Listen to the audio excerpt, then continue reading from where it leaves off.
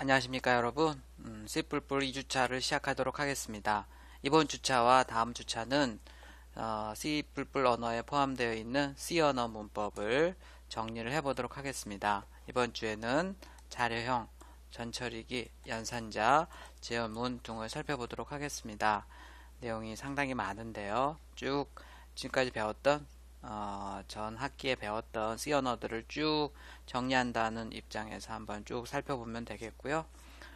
좀 빠르게 진행을 합니다. 여러분들이 따로 항상 코딩을 해보고 직접 타이핑을 해보고 실습을 해야지 자기 것이 됩니다. 제 강의를 들으면 그건 제 거죠. 여러분들 게 아니라고 여러 번 제가 얘기를 하고 있죠. 자, 어쨌든 C 언어 문법을 한번 정리를 해보도록 하겠습니다. 지난주에 우리가 첫 주에 이번 학기에 강의하는 내용 C++ 언어 실습 환경 프로그래밍 실습에 대해서 살펴봤고요. 자, 오늘은 식별자, 상수, 자료형, 변수에 대해서 살펴보도록 하겠습니다. 그 다음에 전처리기, 연산자, 제어문 뭐 이렇게 거의 보통 C 언어 한 학기를 배우면 중간고사 뭐 이후에까지도 보통 배우죠. 이렇게 많은 분량인데 쭉 한번 정리를 그냥 해보도록 하겠습니다. 자, 콘솔 프로그래밍이라고 얘기하는 콘솔 프로그래밍. 윈도우스 프로그래밍은 여러분들이 흔히 볼 수 있는 윈도우스 환경에서 메뉴도 있고 뭐 이렇게 그래픽적으로 처리되어 있는 인터페이스를 가지고 있는 프로그램을 윈도우스 프로그래밍이라고 하고요. 콘솔 프로그래밍은 보통 언어의 문법을 익히기 위해서 우리 같은 경우에는 C 언어나 C++ 언어를 배우기 위해서 문법을 배우기 위해서 시커먼 콘솔창, 도스창 하나 띄워놓고 거기서 결과를 확인하는 프로그래밍 방법이라고 얘기했죠. 그래서 문법을 배울 때는 보통 이 콘솔 프로그래밍을 많이 합니다.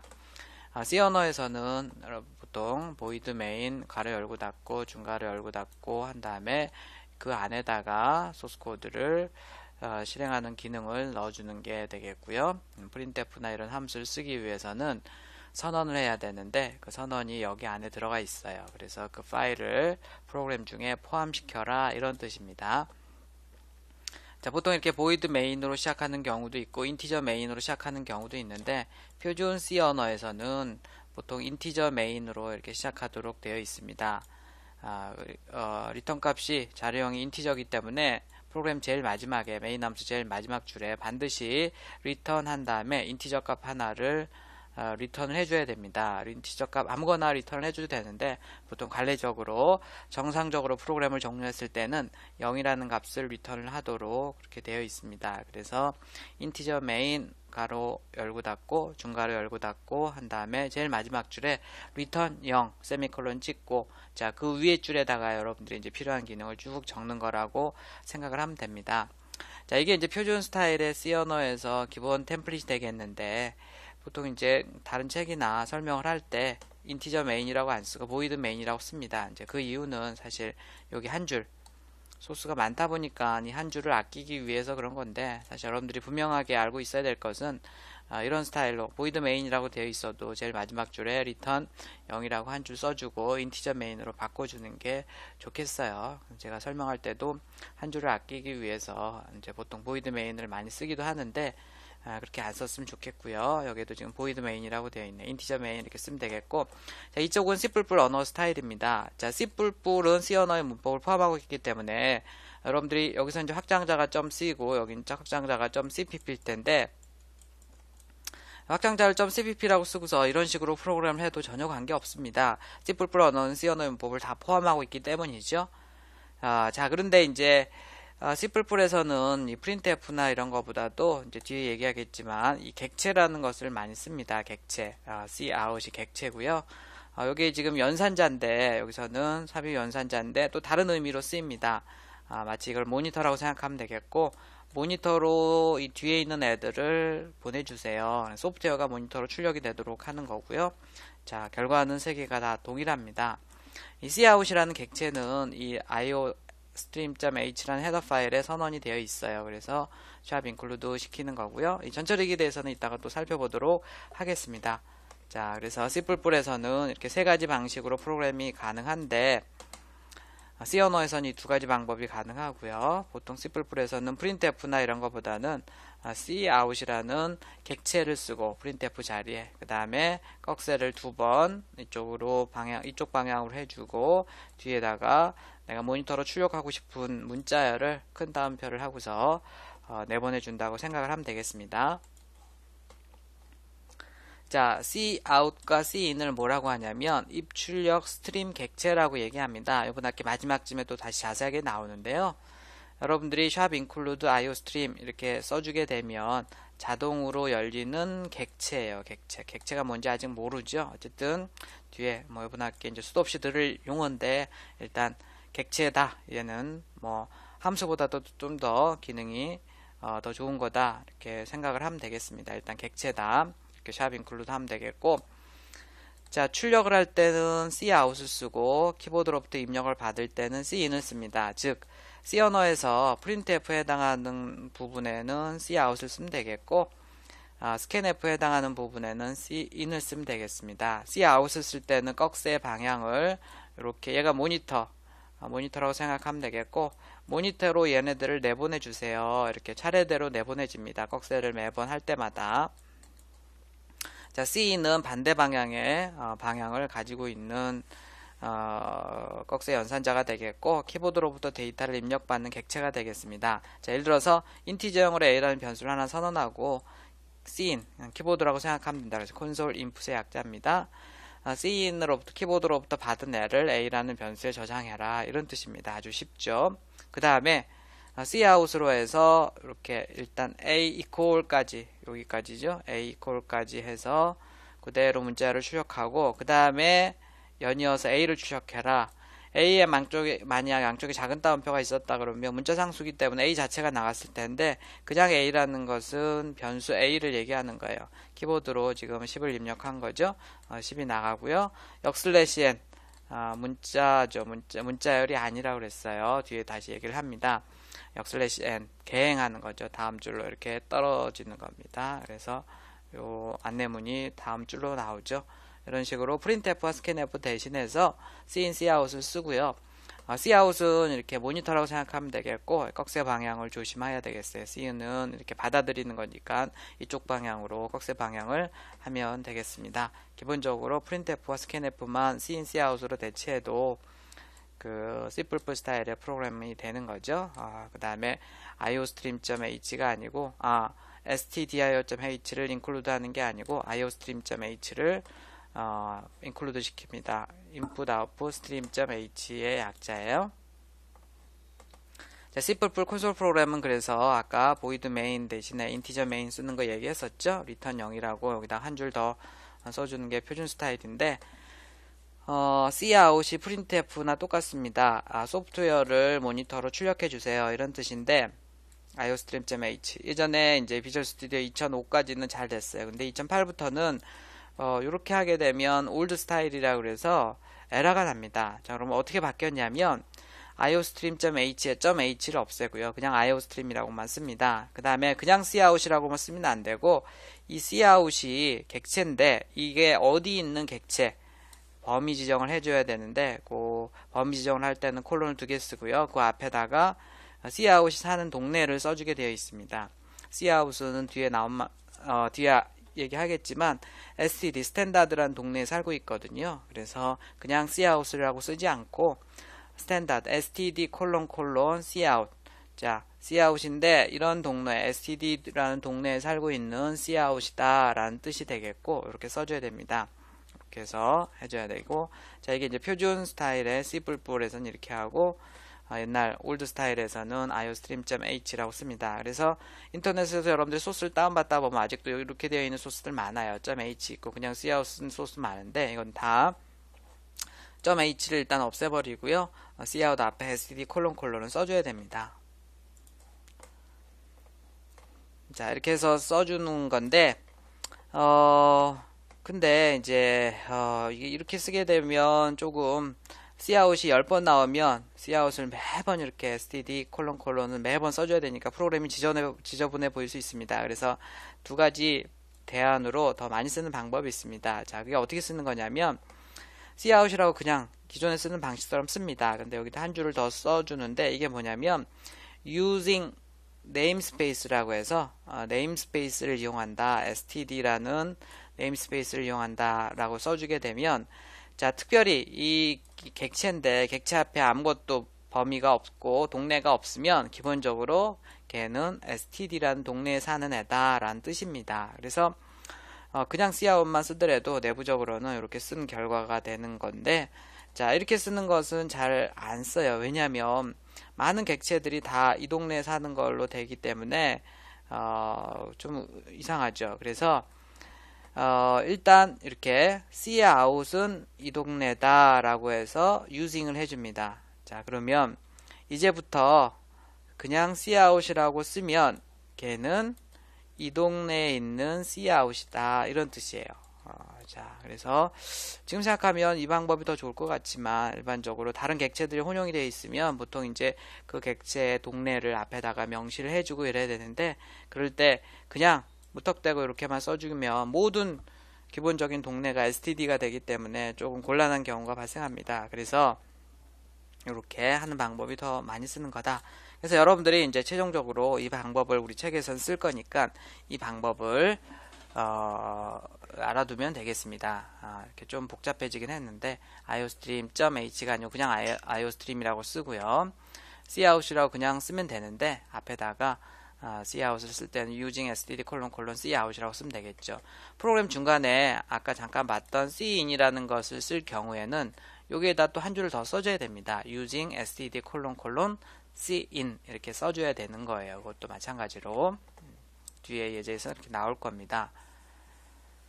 자, 여러 개의 변수값을 출력한다고 하면 우리 printf로는 자, 일단 a를 %d로 출력해 주세요. a의 값이 100이네요. 100이 나오겠죠. 그 다음에 나머지는 그대로 출력하죠. 컴마 출력해 주고 여기 스페이스 그대로 출력합니다. 그 다음에 b를 이 자리에다 출력하라는 얘기죠. 200을 %d 10진수로 출력해 주고 컴마 출력하고 스페이스 출력합니다. 자, 그 다음에 C는 그냥 C를 출력하라는 게 아니고 C의 값을 출력하는 거예요. 300을 출력을 합니다. 자, 이렇게 이제 하는 게 C 언어 스타일인데 지저분하잖아요. 근데 C++에서는 어떻게 하면 되냐면 cout으로 해서 날려주면 됩니다. 처음에 A를 날려주세요. 만약에 이쪽에 양쪽이 작은 따옴표였다면 A 자체가 나가는데 작은 따옴표가 없으면 변수 A의 값을 날려주세요. 이런 뜻입니다. 변수 A 값은 100이죠. 그 다음에 컴마를 찍어주세요. 그 다음에 200을 찍어주세요. 컴마를 찍어주세요. 여기 사실 스페이스가 지금 없는데 정확하게 하려면 스페이스까지 더 넣어줘야 되겠고요. 그렇게 하려고 하면 여기에다가 이렇게 컴마 찍고 스페이스 하나 주고 이렇게 해서 이제 큰 따옴표로 묶어줘야 되겠죠. 그래야지 문자열이 될 테니까요. 문자열이니까 약간 그렇게 해서 출력을 해주는 C++로 cout으로 출력하는 게 훨씬 더 편해 보이죠. 자, scanf 보면 보통 우리 scanf 10진수로 입력을 받아서 그것을 변수 a에다 넣어주세요 이런 건데 이제 call by reference라고 해서 뒤에 나오지만 그냥 a라고 쓰면 안 됩니다. a라는 변수의 주소의 값으로 넣어주세요 라고 해서 앞에다가 이 주소, 변수의 주소를 알고 싶을 때 사용하는 이 %를 반드시 해줘야 되죠. 자, 이거 안 하면 에러 안 나요. 그런데 제대로 키보드로 입력한 내용이 변수 A에 저장되지 않습니다.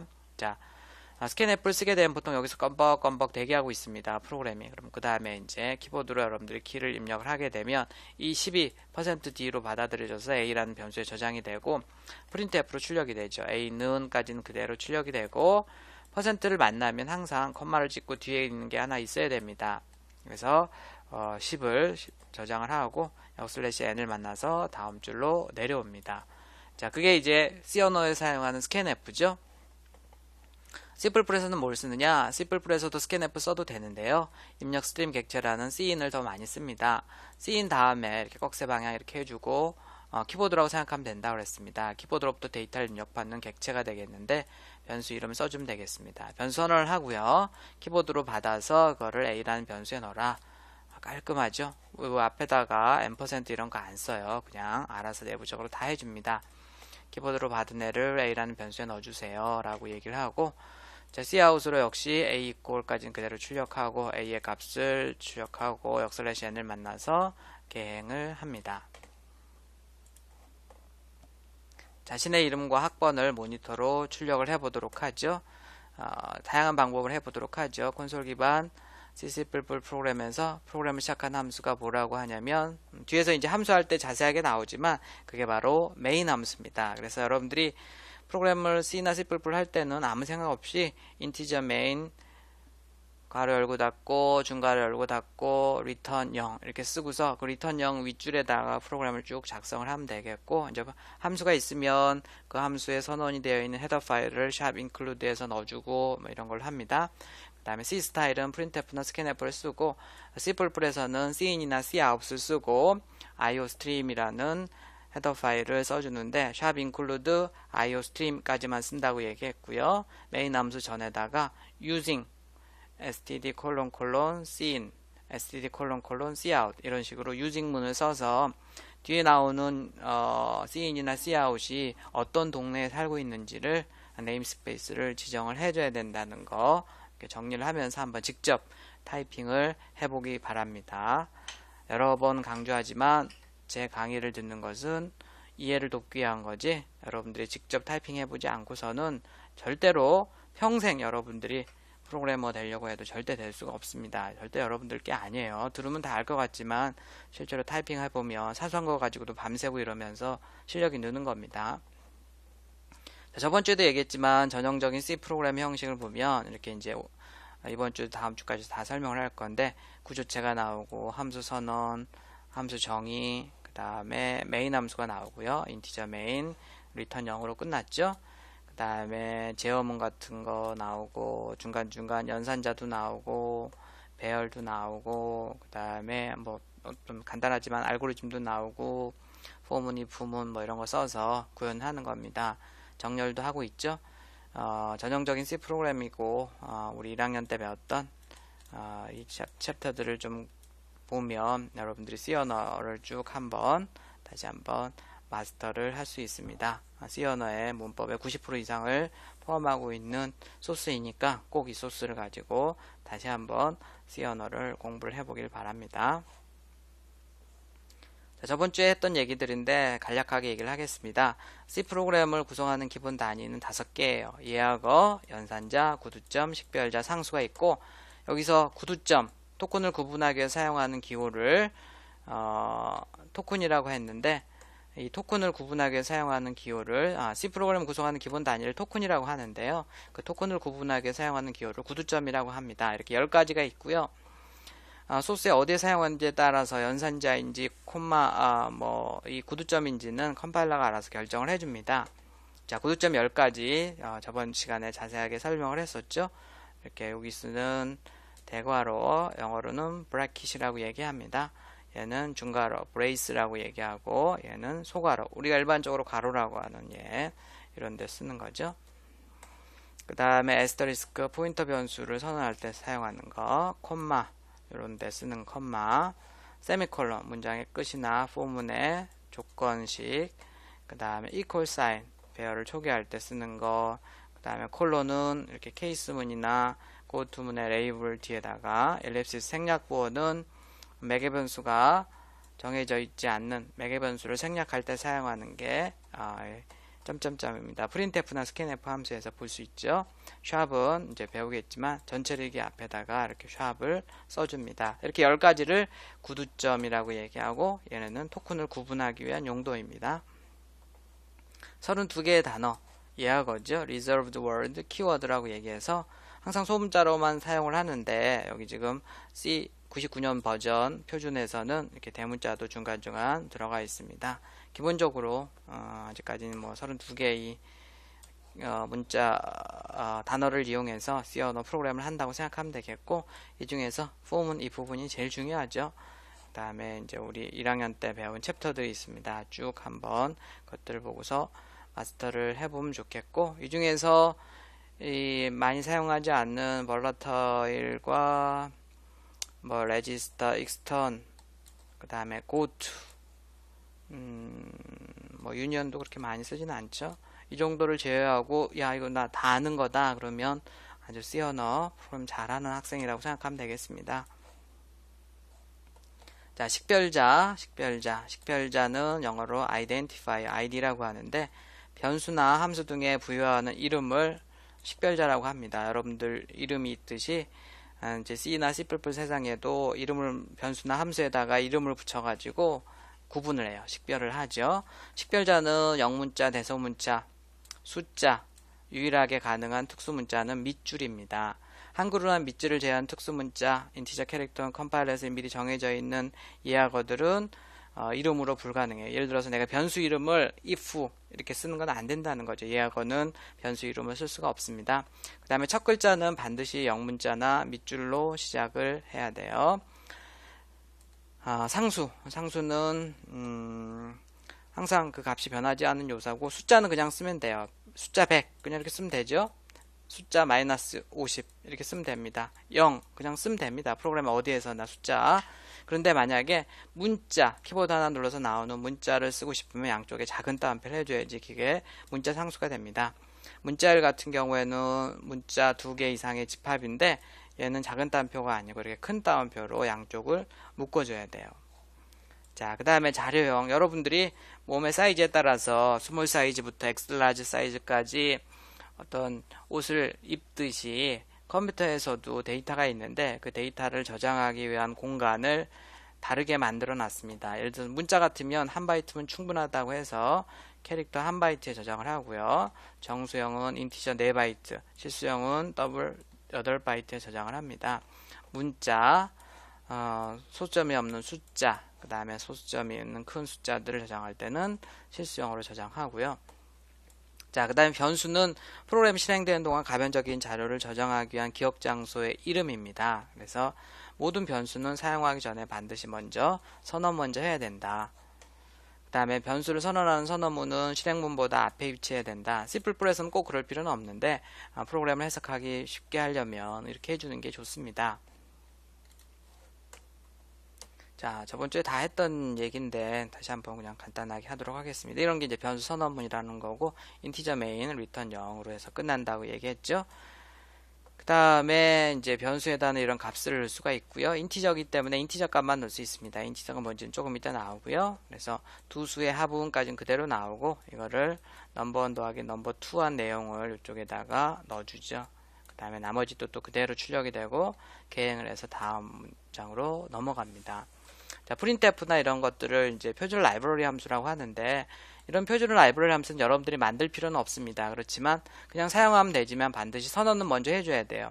선언을 어떻게 하냐면 여기에 printf 함수에 선언이 들어가 있거든요. 그러면 그 파일을 포함시켜라 이런 뜻인데 이렇게 포함시켜주면 되겠습니다. 자, 그 다음에 연산자 우선순위와 결합성을 좀 알고 있어야 되는데 우선 결합성 같은 경우에는 우선순위는 1부터 해서 15까지 있습니다. 자, 이렇게 괄호가 우선순위가 제일 높고 우선순위 혹시 모르겠다 그럼 괄호를 쳐버리면 그 부분이 제일 먼저 실행이 됩니다. 연산이 되고요. 괄호 안에 괄호가 있으면 안쪽에 있는 괄호부터 물론 실행이 되고 콤마가 우선순위가 제일 낮아요. 그래서 배열에 쓰는 그 대괄호 그 다음에 구조체에서 멤버를 접근할 때 사용하는 일반 멤버를 접근할 땐 점으로 포인터 구조체 멤버가 구조체가 자기 멤버를 접근할 땐 화살표로 접근합니다. 이게 이제 우선순위가 제일 높고요. 캐스트 연산자라고 해서 어떤 형을 잠깐 동안 뒤에 있는 변수의 자료형을 잠깐 동안 바꿀 때 사용하는 게 캐스트 연산자입니다. 요 안에다가 형 안에다가 인티저 캐릭터 W 이런 거 쓸 수 있고 사이즈 오브 크기를 바이트 단위로 내주는 거고 값을 참조하고 싶을 때 포인터 변수에서 나옵니다. 그 다음에 어떤 변수의 주소 하나 증가시켜라 하나 감소시켜라 플러스 부호 마이너스 부호 그 다음에 얘는 틸더 1의 보수를 취하는 거죠. 그러니까 어떤 수를 이진수로 바꾼 다음에 0을 1로 1은 0으로 바꿔주는 거예요. 그 다음에 not 참이었으면 거짓으면 참 이렇게 not 해주는 거고 곱셈 나눗셈 퍼센트 더하기 빼기 그 다음에 쉬프트 연산자입니다. 이진수로 바꾼 다음에 오른쪽 왼쪽으로 시프트 시켜서 곱하기나 나누기가 한번 시프트 할 때마다 나누기나 곱하기가 될 수 있도록 하는 거고요. 그 다음에 대소를 비교하고 부등호 같으냐 다르냐 그 다음에 자, 이거는 비트, 비트 엔드죠, 비트 엔드. 두 비트가 둘 다 1일 때만 1이 나오고, 비트 XOR죠. XOR는 1이나 0, 두 개가 다를 때, 01, 10일 때 1이 되는 XOR하고, Exclusive OR, OR 연산자. OR 연산자는 파이프라고 해서 여기 키보드 엔터키 위에 있습니다. 원래 이렇게 떨어져 있어요. OR 연산자는 두 비트 중에 한 비트라도 1이면 1이 되는 거예요. 그 다음에 논리적으로 AND, 논리적으로 OR, 그러니까 둘 다 참일 때 참인 거고, 얘는 둘 중에 하나만 참이면 참이 되는 거죠.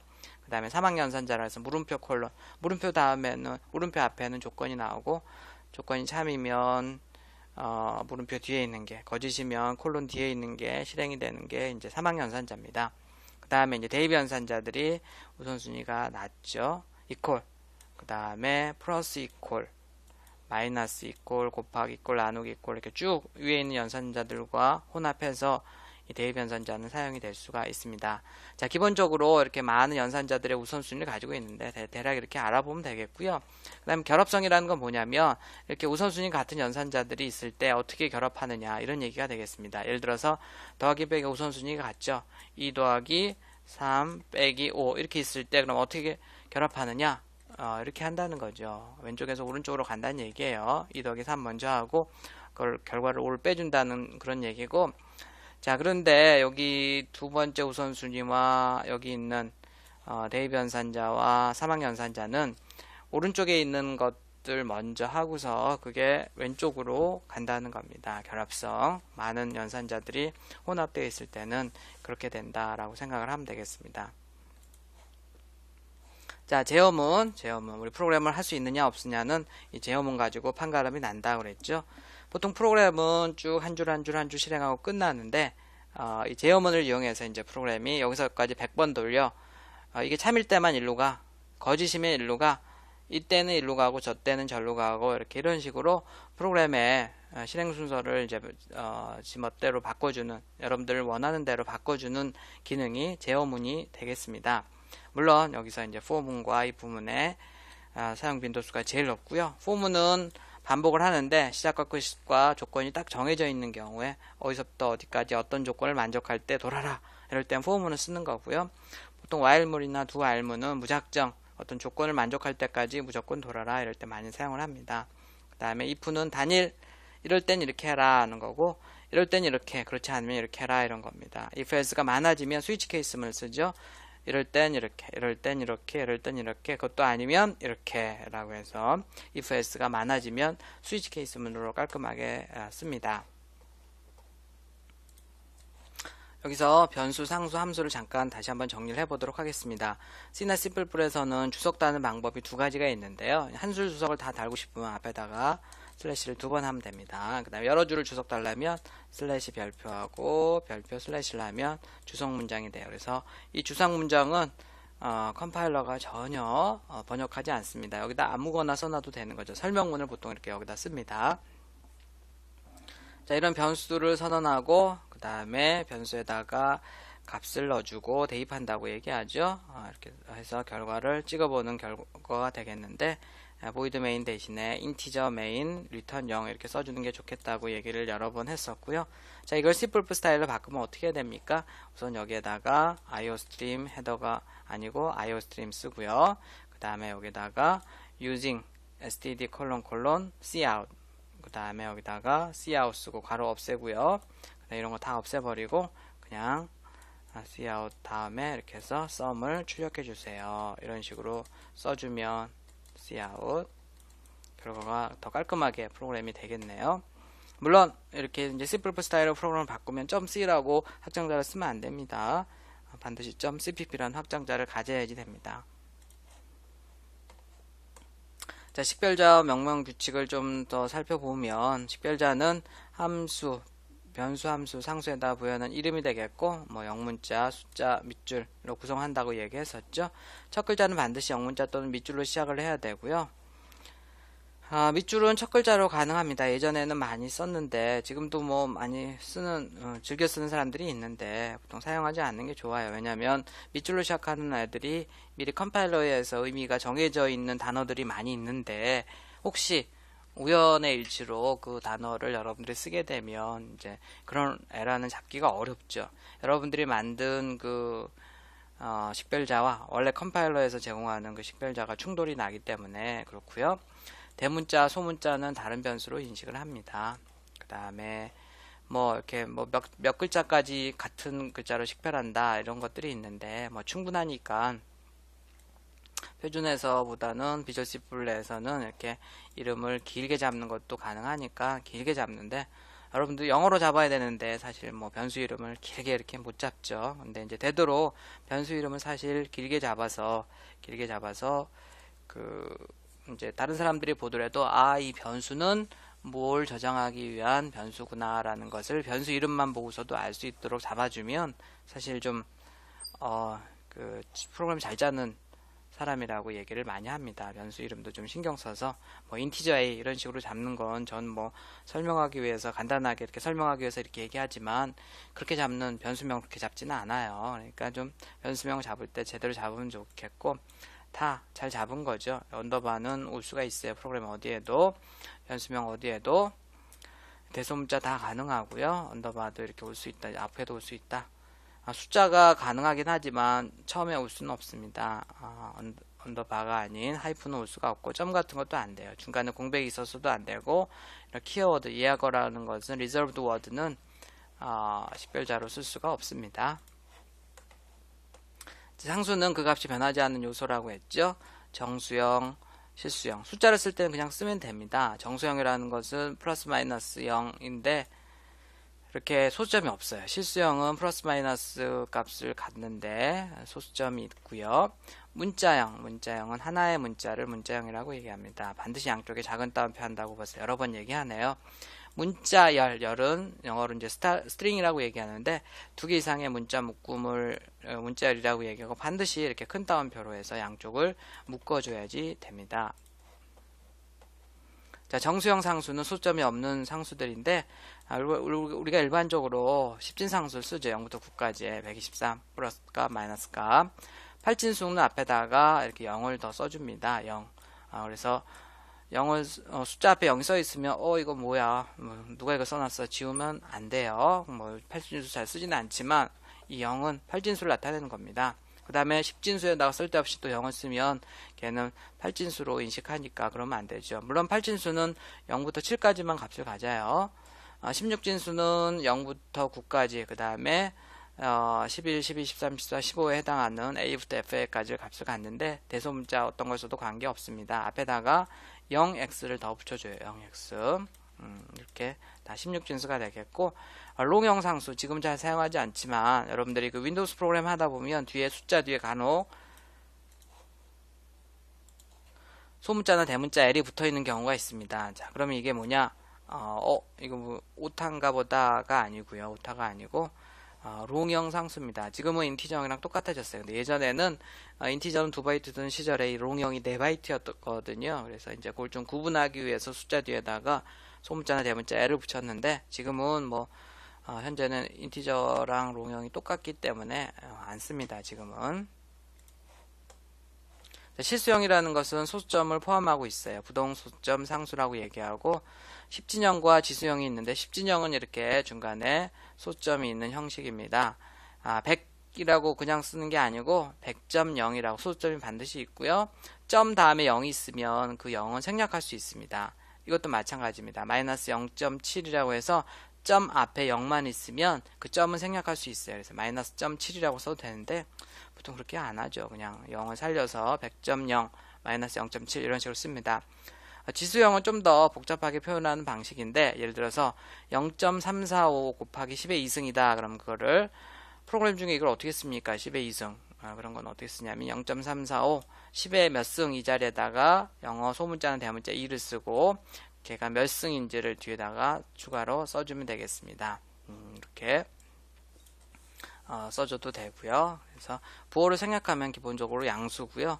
지수는 정수형만 가능합니다. 뭐 3.5승 이런 건 안 돼요. 그런 거 하려면 또 함수를 써줘야 됩니다. 수학 함수를 써줘야 되고요. 지수형 기본적으로 이렇게 씁니다. 자, 그 다음에 문자형은 캐릭터형이라고 하는데 한 바이트의 메모리를 할당해 줍니다. 단일 인용 보호로 묶어 사용한 하나의 문자가 되겠고 양쪽에 반드시 이렇게 작은 따옴표를 해줘야 돼요. 그냥 7이라고 쓰면 숫자가 되고 덧셈 뺄셈이 가능하지만 양쪽에 숫자 양쪽에 작은 따옴표를 하면 걔는 문자가 됩니다. 마치 우리 주민등록번호에 뒤에 자리 첫 번째가 2냐 1이냐에 따라서 남녀를 구분하듯이 이렇게 숫자지만 의미가 숫자가 더 이상 아닌 이런 문자로 취급할 때는 양쪽에 작은 따옴표를 해주면 되겠고요. 실제 기억 장소에 기억될 때는 해당 아스키 코드 값으로 저장이 됩니다. 뒤에 나올 거예요. C 언어에서는 문자 상수를 쓸 때는 반드시 단일 인용보를 쓴다. 양쪽에 작은 따옴표를 해야 된다는 겁니다. 벌써 한 5번쯤 얘기하네요. 여러분들 졸업할 때까지 C 언어 프로그램 하다 보면 C 뿔뿔도 마찬가지입니다. 문자 상수 양쪽에 작은 따옴표 안 해가지고 제일 많이 에러 나요. 이렇게 강조를 하는데 왜 틀리는지는 모르겠어요. 저도. 자, 변수명 이렇게 잡으면 안 된다 그랬는데 이렇게 이제 좀 제가 일부러 헷갈리게 하려고 이렇게 잡아놨습니다. A라는 변수에다가 10을 넣고요. A를 찍으면 여기서는 A가 양쪽에 작은 따옴표가 없기 때문에 이 변수 A를 얘기하는 겁니다. 변수 A 값을 여기다 찍는 거고 양쪽에 작은 따옴표가 있으면 그거는 문자 상수 자체를 찍는 거고 문자 상수를 찍을 때는 캐릭터의 약자로 %C로 해서 찍어요. 자, 이걸 C++로 바꿔보면 이렇게 되는 거죠. 이렇게 양쪽에 작은 따옴표를 해서 날려주면 A 자체가 찍히는 거고 요 A를 찍으면 얘는 문자 상수가 아닌 변수기 때문에 10이 찍히는 겁니다. 10이 찍히는 거예요. 아까 이런 스타일로 요즘 안 한다 그랬죠? .h 없애고 이렇게 써서 구현을 해주면 똑같은 방법입니다. 자, 아스키 코드를 보면 아스키 코드 표는 0부터 기본적으로 127까지가 의미가 있는데 여러분들이 꼭 알아야 될 게 있습니다. 일단 공백 많이 쓰는 거예요. 32고요. 그 다음에 대문자 A가 65고 소문자 A는 97입니다. 대문자 A서부터 해서 쭉 Z까지 숫자가 증가한다고 생각하면 되겠고 소문자도 마찬가지입니다. 대문자 A가 65다, 소문자 A는 97이다 하는 것 정도는 알고 있으면 되겠습니다. 실제로 여러분들이 그래서 A라는 대문자를 저장하잖아요. 그러면 A 자체가 컴퓨터에 저장되는 게 아니에요. 컴퓨터는 결국은 0일로만 저장하니까 그 0일로 저장할 때 어떻게 저장하냐면 65에 해당하는 이진수로 저장이 됩니다. 65에 해당하는 이진수로 해서 대문자 A가 컴퓨터에 저장이 된다. 그게 바로 아스키 코드다 이렇게 생각을 하면 됩니다. 자, 그 다음에 여러분들이 보통 이제 A라고 문자 상수를 A를 쓰고 싶다 그러면 양쪽에 작은 따옴표에서 이렇게 표현한다고 했잖아요. 그런데 자, 이거 얘네들 보세요. 문자가 몇 개입니까? 2개죠. 2개. 다 2개예요.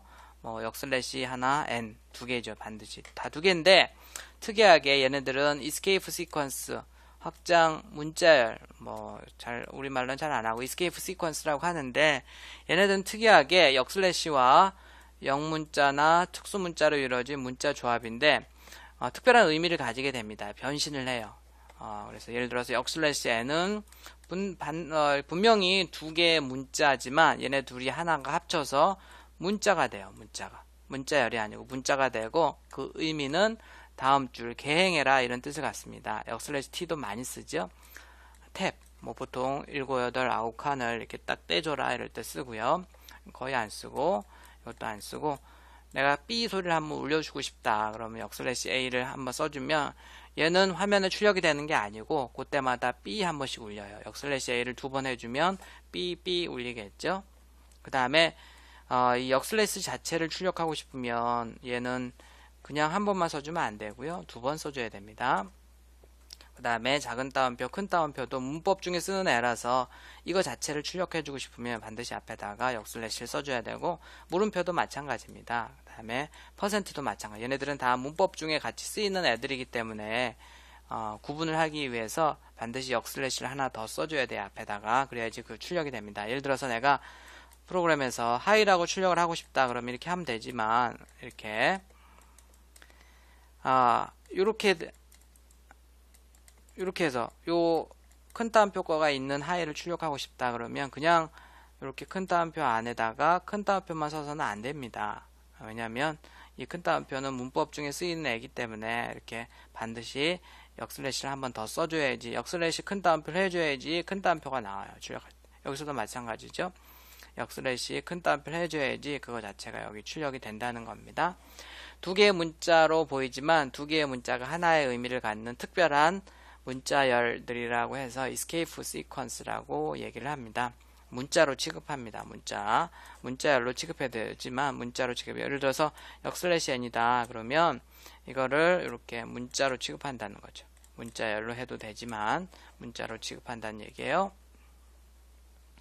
자, 문자열 상수는 2개 이상의 문자를 나타낼 때 이중윤형보로 묶어서 표현을 하고요. 2개 이상의 문자고요. 영어로 스트링이라고 얘기합니다.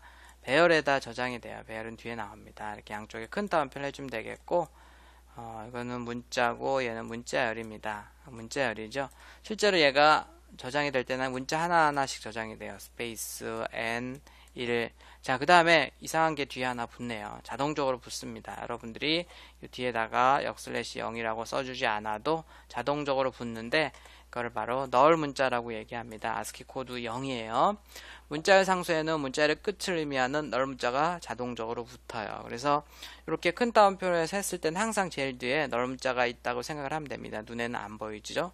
그런데 여러분들 조심해야 될 게 이 문자열의 길이가 얼마냐라고 했을 때는 항상 널 문자를 포함해서 읽어줘야 됩니다. 예를 들어서 지금 하나, 둘, 셋, 넷 눈에 보이는 게 4바이트라고 해서 4바이트라고 그러면 안 되고요. 널 문자를 포함해서 5문자라고 5바이트라고 얘기를 해줘야 됩니다. 이 안에다가 이렇게 escape 문자도 가능한데요. escape sequence 한글은 하나가 2바이트입니다. 그래서 2바이트 6바이트에다가 이 2개가 합쳐서 7바이트죠. 7바이트인가요? 아니잖아요. 뒤에 뭐 있어요? 널 문자 있죠. 8바이트죠. 8바이트. 자, 그 다음에 얘는 뭐랑 얘는 뭐죠? 자, 많은 차이를 가지고 있죠. 얘는 문자, 얘는 문자열. 얘는 그냥 A. 얘는 뒤에 뭐 있어요? 널 문자, 역슬래시 제로라는 널 문자가 하나 들어가 있어서 얘는 2바이트고 얘는 1바이트입니다. 변수, 자료형 벌써 여러 번 나오고 있죠. 변수는 숫자나 문자 등을 메모리에 저장하기 위해서 사용하는 것을 변수라고 얘기합니다. 적당한 크기의 기억장소와 기억장소의 이름이 필요한데 그 기억장소의 이름을 변수라고 얘기합니다. 자, 여기 이 자리는 이제부터 sum이라는 변수 자리야 이렇게 이제 이름을 지정해 주는 거죠. 보통 기억장소에는 주소가 있는데 그 주소를 가지고 노는 게 아니고 별명, 이름을 가지고 놀겠다는 겁니다. 자료형은 데이터 타입이라고 하는데 저장되는 값의 종류에 따라서 예를 들어서 문자다 그럼 캐릭터형으로 저장합니다. 정수는 인티저형으로, 소점이 있는 실수 데이터는 더블형으로 저장을 해요. 이 세 개가 이제 C++에서 제일 많이 사용하는 자료형입니다. 변수의 선언, 우리 자료형은 이 처리 저장하고 있는 자료의 형태, 내가 엑스라지를 입을 거냐 스몰 사이즈를 입을 거냐 뭐 이런 건데 메모리 영역 크기가 다르죠. 1바이트에서 8바이트까지 사용을 하게 되겠고 이 모든 변수는 사용하기 전에 선언을 해야 됩니다. 동일한 자료형을 갖는 2개 이상의 변수는 이 컴마로 변수와 변수를 구분합니다. 예를 들어서 이렇게 A, B, C 3개의 변수를 인티저형으로 선언하게 되면 A, B 3개는 소수점이 없는 숫자 3개를 저장할 수가 있는데 저렇게 세 줄로 쓸 게 아니고 이렇게 컴마로 구분해서 A, B, C 3개의 변수가 모두 다 숫자를 저장하기 위한 인티저형 변수다 이런 겁니다. 자, 이것도 마찬가지로 sum과 average는 더블형이다. 인티저 num, ch1, ch2는 둘 다 캐릭터형이다. 선언문입니다. 변수를 사용하기 전에는 선언을 먼저 해줘야 된다는 거. 변수의 선언문이죠.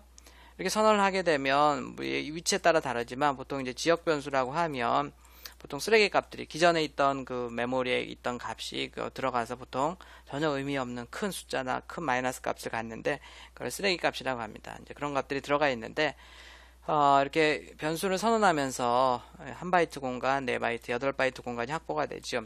그 공간에다가 초기값을 줄 수가 있어요.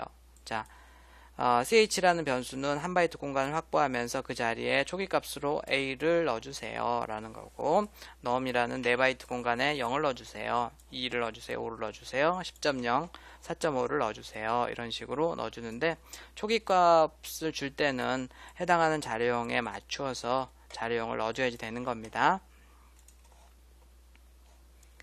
선언문의 위치. 모든 선언문은 실행문보다 앞서 있어야 돼요. 자, 이런 걸 선언문이라고 합니다. x라는 변수를 인티저형으로 선언을 한 거죠. x에다가 10을 넣어주고요.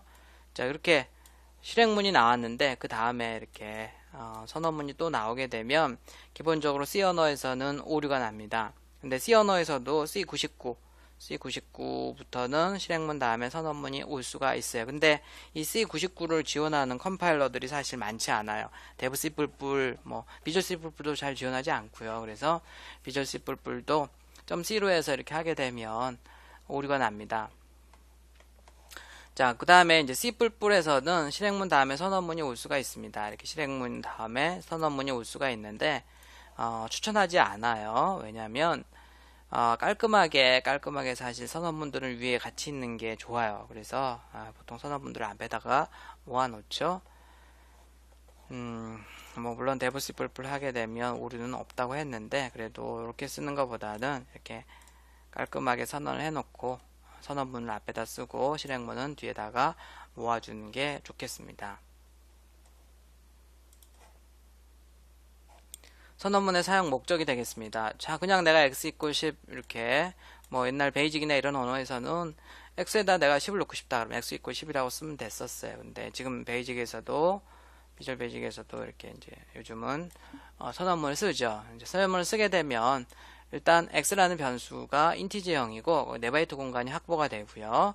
자료용을 컴파일러에게 알려줘서 기억상수를 확보도 하고 그 다음에 사용자가 자료용이나 변수명을 잘못 사용했을 때 오류를 검출할 수 있도록 해줍니다. 예를 들어서 이렇게 인티저형이라고 선언을 해놓고 더블형으로 데이터를 대입한다 그러면 이제 컴파일러가 알아서 경고나 에러를 내줘요. 야, 너 약속이 틀린데 소수점이 없는 숫자만 저장한다 그랬는데 소수점이 있는 숫자를 저장하면 어떻게 해? 이거 잘릴지 몰라. 그래도 저장할래? 라든지 아니면 아예 에러를 내줍니다. 자, 그 다음에 이제 이거 같은 경우에 num = 3이라고 지금 써놨는데 이거 num이 변수인 것 같아요. 변수는 사용하기 전에 선언해야 되죠. 요 앞에다가 선언해야 되겠네요. 3이 인티저형이니까 인티저 num 이렇게 쓰고 이렇게 선언문 마지막에도 세미콜론 써야 됩니다. 이렇게 해서 선언을 해주면 num에다 3을 저장할 수가 있겠네요. 보통 이제 이렇게 변수를 선언하지 않고 그냥 사용하게 되면 선언되지 않은 식별자라는 그런 오류 메시지가 뜹니다. 영문 버전 같은 경우에는 undeclared identifier 아마 초보자들이 제일 많이 내는 오류가 아닌가 싶어요. 자, 기본 자료형의 크기와 종류를 살펴보겠습니다. 문자형은 캐릭터가 있고 unsigned 캐릭터가 있는데 unsigned는 부호가 없다는 뜻이에요. 그래서 그냥 캐릭터나 unsigned나 둘 다 한 바이트가 맞는데 얘는 부호가 있고 부호가 없기 때문에 캐릭터는 -128부터 127까지의 값을 갖습니다. 이제 보통은 마이너스 값을 사용하지는 않고요. 그 다음에 unsigned 캐릭터를 쓰게 되면 이게 플러스 값만 있기 때문에 크기는 2배가 됩니다. 그러면서 0부터 시작하게 돼요. 0부터 255까지 unsigned 캐릭터. 여러분들이 unsigned 캐릭터형 쓸 일이 별로 없을 텐데 저는 예전에 제가 이제 영상 처리 같은 거 많이 하는데 영상 처리하면 그 점 하나가 픽셀이라고 하는데 그 픽셀 데이터가 보통 0부터 255까지의 값을 갖습니다. 물론 칼라 영상이라고 그러면 RGB 각각 8비트씩 해서 0부터 255까지의 값을 갖는데 unsigned 캐릭터를 많이 썼던 기억이 있습니다. 자, 정수형은 여러 가지가 있는데 항상 unsigned는 부호가 없어요. 그래서 크기는 2배가 되고 또 이제 플러스 값만 갖는 거고요. 요즘은 이제 인티저형만 씁니다. 4바이트고요. 아까 롱형이랑 같다 그랬죠. 만약에 굳이 내가 4바이트니까 -21억부터 21억까지의 큰 숫자까지도 저장을 할 수가 있습니다. 근데 굳이 이렇게 큰 숫자 필요 없고 메모리를 절약하고 싶다. 그러면 쇼트형을 쓰면 되는데 그렇게까지 쓸 필요는 있을까요? 인티저형 4바이트 씁니다. 자, 우리 limits.h라는 헤더 파일을 열어보면 데이터 타입 컨스턴트라고 해서 이렇게 숏 캐릭터의 최대값, 인티저의 최대값, 인티저의 최소값 이런 것들이 있습니다. 그래서 여러분들이 샵 include limits.h라고 쓴 다음에 이런 값들을 쓰게 되면 인티저로 표현할 수 있는 최대값 21억 4,700 21억 4,748만 3,647 이렇게 일일이 쓰는 것보다도 인티저 언더바 맥스라고 써주면 되겠고 다 대문자로 써줘야 됩니다.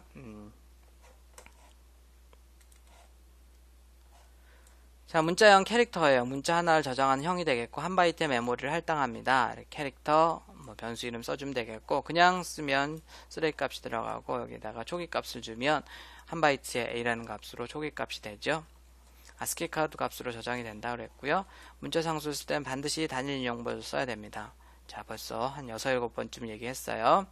캐릭터형 한 바이트 언사인드 부호가 없다는 뜻입니다. 언사인드 부호가 없고 플러스 값만 가져요. 프린트F나 스캔F를 쓸 때는 %C로 해서 이렇게 입출력을 합니다. 정수형 같은 경우에는 소수점이 없는 수를 저장하고 마이너스 21억에서 21억까지의 숫자를 저장할 수가 있습니다. 인티저의 크기는 플랫폼이나 컴파일러에 따라서 달라요. 그래서 예전에 책들을 보면 인티저가 죄다 2바이트인데 도스에서는 인티저가 2바이트였어요. 근데 현재 윈도우스 플랫폼에서는 인티저가 32비트고요. 물론 또 컴파일러에 따라 다릅니다. 어떤 컴파일러에서는 인티저가 64비트일 수도 있는데 보통 이제 대부분의 현재 컴파일러와 플랫폼에서는 인티저가 기본적으로 4바이트고 2에 4바이트 48에 32승이죠. 2에 32승을 하면 42억 9400 이런 값이 나옵니다. 거기에서 이제 unsigned 인티저면 0부터 시작하니까 그거보다 하나 작은 값이고요. 그 다음에 인티저 값이면 그냥 인티저는 마이너스 21억에서 21억입니다. 그래서 꼭 기억을 해둬야 돼. 이 크기는 뒤에까지는 정확하게 모르더라도 예를 들어서 이렇게 얘기할 수 있죠. 인티저형은 소수점이 없는 숫자를 저장할 수 있는 자료형입니다. 맞아요? 틀려요? 100% 맞는 얘기가 아니에요. 소수점이 없고요. 크기가 마이너스 21억에서 21억까지만 저장할 수 있습니다. 예를 들어서 그래서 내가 22억을 인티저형으로 저장할 수 있냐? 없어요. 22억을 저장을 해보면 알겠지만 실제로 22억이 저장이 안 되고요. 마이너스 이상한 값이 저장이 됩니다. 이제 그걸 오버플로우라고 얘기하는데 4바이트에 저장할 수 있는 한계는 마이너스 21억에서 21억까지 사이입니다. 알아두세요. 꼭. 자, 실수형 같은 경우에는 보통 3가지가 있는데 W형을 많이 씁니다. 4바이트 플로트형으로 충분하다 그러면 플로트형으로 쓰는데 귀찮아요. 플로트형을 쓰게 되면 소수점 숫자 제일 뒤에다가 F를 써줘야 됩니다. 근데 W형은 그냥 쓰면 기본적으로 비절수에서는 W형은 이렇게 숫자를 그냥 쓰면 W형이 되고 8바이트에 저장이 되고요. 그 다음에 프린트F나 스캔F를 쓸 때는 %LF를 씁니다. 이 IF가 아니고 LF입니다. 그것만 좀 조심하면 되겠고 W형보다 더 정확한 실수형이 있습니다. long W형인데 이거는 8바이트 이상의 컴파일러마다 다릅니다. 이거 똑같이 8바이트로 W형과 같이 지원하는 컴파일러도 있고 10바이트 이상으로 지원하는 컴파일러도 있습니다. 컴파일러마다 달라요. 자, 역시 콘스탄트 값들을 보면 여기 이제 float.h라는 헤더 파일을 보면 이런 식으로 쭉 콘스탄트 값들이 다 대문자로 정의되어 있습니다. 예를 들어서 더블 디시전이라고 프리시전이라고 해서 number of digital decimal digits of precision이라고 되어 있죠. W형의 경우에는 소수점 15자짜리까지가 정확도가 있습니다. 여러분들이 그래서 소수점 이하 15자짜리까지가 정확할 수 있는 게 W형이고요. 플로트형의 데시말 디지털 프리시전을 보면 그러니까 플로트형은 기본적으로 소수점 6개짜리까지만 정확하게 저장을 해줘요. 내가 가지고 있는 숫자가 소수점 10개짜리까지 정확하게 저장이 돼야 된다. 이러면 플로트형으로 저장이 되면 안 되는 겁니다. 그 다음에 이제 W형으로 표현할 수 있는 최대값과 어마어마한 값이죠. 10의 308승 마이너스 10의 308승까지 저장이 되는 거고요. 플로트형은 이렇습니다. 컴파일러별로 지원하는 자료형의 크기를 체크해보고 싶으면 이제 이런 것들 써준 다음에 자, 여기 endl이라고 있는데 endline이라고 읽고요. 이게 endline은 뭐냐면 역/n이나 똑같습니다. 역/n 하면 개행이 되죠. 그 자리에다가 역/n 대신에 endl을 하게 되면 다음 칸으로 내려와요. 출력을 보기 좋게 하기 위해서 쓰는 게 endline인데 우리 이번 학기 마지막쯤에 또 다시 나올 겁니다. 이렇게 endline 때문에 또 using문을 한 번 더 썼네요. 자, 이 소스를 여러분들 컴파일러 예를 들어서 dev C++이다 아니면 비주얼 C++ 이런 데다 돌려보면 기본적으로 현재 플랫폼에서 현재 컴파일러에서 제공하는 각 자료용의 바이트 크기를 알 수가 있습니다. 이거 쭉 돌려봤더니 비주얼 스튜디오 같은 경우 현재 버전에서는 캐릭터형 1바이트고요. 인티저 4바이트고 민 맥스 값 제대로 나오고 언사인드 인티저의 최대값 나오고 쇼트형 2바이트네요. 그 다음에 롱형도 4바이트, 플로트형 4바이트, 더블형 8바이트 이렇게 앞에서 봤던 거랑 똑같은 거 나오고 특이한 거는 이 롱 더블형이 8바이트 이상이라고 했는데 8바이트로 지정이 되어 있네요. 그래서 비주얼 C에서는 기본적으로 더블형과 롱 더블형이 같아요. 롱 더블형을 쓸 이유가 없겠죠. 자, 전처리기에 대해 살펴보도록 하겠습니다. 프리프로세서라고 되어 있네요. 뭐 하기 전에? 컴파일 하기 전에 프로그램에 대한 일련의 작업을 수행합니다. 자, 우리가 여러분들이 소스코드를 다 작성한 다음에 컴파일 버튼을 누르잖아요. 컴파일, 링킹, 실행 이렇게 해야죠. 컴파일 버튼을 딱 누르는 순간 컴파일 바로 돼요? 안 돼요? 돼요? 안 돼요. 전처리기 먼저 실행이 됩니다. 컴파일 하기 전에 한다고 해서 프리프로세서라고 얘기합니다. 프로그램에 대한 일련의 작업을 수행하는 거고 일반적으로 메인 함수 외부에 기술합니다. 기계어 코드를 생성하지 않고 원식 파일을 소스 코드를 컴파일하기 좋게 가공하는 역할을 합니다. 보통 이 전처리기들은 샵 기호를 명령 앞에 붙이고 마지막에 C 언어의 하나의 문장이 끝났을 때 표현하는 세미콜론을 사용하지 않습니다. 대표적으로 샵 include, 샵 define 이런 것들이고요. 자, 이런 것들은 이제 표준 헤더 파일에서 많이 볼 수 있어요. 우리 이번 학기 마지막쯤에도 좀 볼 수 있는데, 자, 여기 일단 세미콜론 안 한다고 그랬고요. 그 다음에 샵으로 시작을 한다고 얘기했습니다. 네, 전처리 중에서는 샵 include랑 샵 define만 알아보도록 하겠습니다. 샵 include는 각종 라이브러리 함수의 프로토타입, 선언이라고 얘기하는 건데 뒤에 나올 겁니다. 구조체, 데이터형, 선언 등이 들어있는 헤더 파일을 프로그램 중에 포함시킬 때입니다. 그러니까 이러한 파일을 여러분들 프로그램 중에 포함을 시킬 때 샵 include를 쓰는 거고요. 그 다음에 이렇게 디렉토리를 쓸 수도 있습니다. 만약에 디렉토리가 생략이 되면 기본적으로 표준 헤더 디렉토리에서 이렇게 꺽쇠일 경우에는 표준 헤더 디렉토리에서 찾아서 포함시키고요. 자, 이렇게 큰 따옴표로 해서 포함시키게 되면 보통 여러분들이 만든 헤더 파일은 이렇게 큰 따옴표로 포함시킵니다. 여러분들이 만든 파일을 포함시킬 때고요. 디렉토리가 이렇게 생략이 되면 이 graphics.h라는 헤더 파일은 어디서 찾냐면 현재 작업 디렉토리나 표준 헤더 디렉토리에서 찾습니다. 그래서 얘도 표준 헤더 디렉토리에서 찾기 때문에 사실 stdio.h도 이렇게 큰 따옴표로 해서 포함시켜도 되는데 이제 표준 헤더인 경우를 표현을 해주기 위해서 꺽쇠로 포함시키는 거고요. 그렇지 않으면 여러분들이 직접 만든 헤더 파일들은 이렇게 큰 따옴표로 해서 포함시킨다고 생각을 하면 되겠습니다. 자, 표준 헤더 파일이라는 것은 뭐냐면 라이브러리 함수들을 미리 선언해 놓은 파일이에요. 많은 printf, scanf 이런 것들을 라이브러리 함수라고 하는데 그것들을 미리 선언해 놓은 파일이고요. 함수들을 기능별로 분리해서 정리해 놓았습니다. 표준 헤더 파일에는 예를 들어서 여러분들이 잘 알고 있는 스탠다드 io.헤더 파일에 가면 기본적으로 입출력, 키보드나 모니터에 입출력을 할 수 있는 함수들이 요게 다 선언이 되어 있어요. 그래서 초보자들은 샵 include stdio.h만 포함시켜 주면 printf, scanf, getCharacter, putCharacter 이 많은 함수들을 그대로 다 사용을 할 수가 있습니다.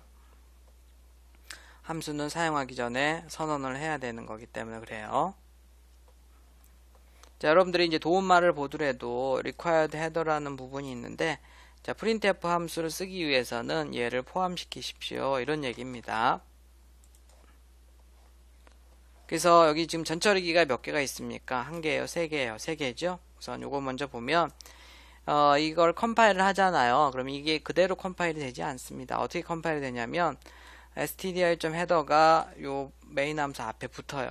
stdio.header는 500줄도 넘습니다. 그래서 이 짧은 소스가 500줄도 넘는 소스가 되고요. 그걸 가지고서 컴파일이 됩니다.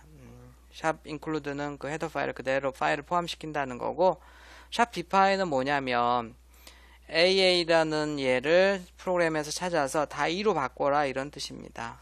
2로 바꾼 거죠. 그 다음에 sum3 ijk를 만나면 그 부분을 이렇게 바꿔라 이런 겁니다. 여기 있죠. sum3 얘가 ijk에 해당하는 거네요. 그걸 세 개를 다 이렇게 바꿔라 이런 뜻입니다. 그대로 바꾸고 있죠.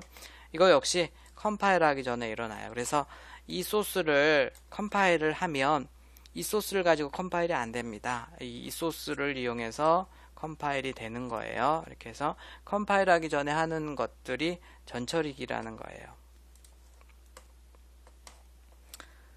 자, 연산자의 우선순위와 결합성이 또 나오네요. 결합성은 보면 우선순위와 같은 연산자의 결합 방향이라고 얘기했고요. 쭉 우선순위도 얘기를 했네요.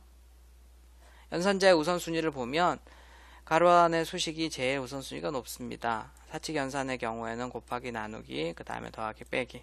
우선순위가 같으면 왼쪽에서 오른쪽으로 하는데 오른쪽에서 왼쪽으로 같은 경우도 있다 그랬죠. 대입 연산자는 오른쪽에서 왼쪽으로 실행이 된다고 얘기를 했습니다. 산술 연산자, 퍼센트 연산자는 나머지 연산자예요.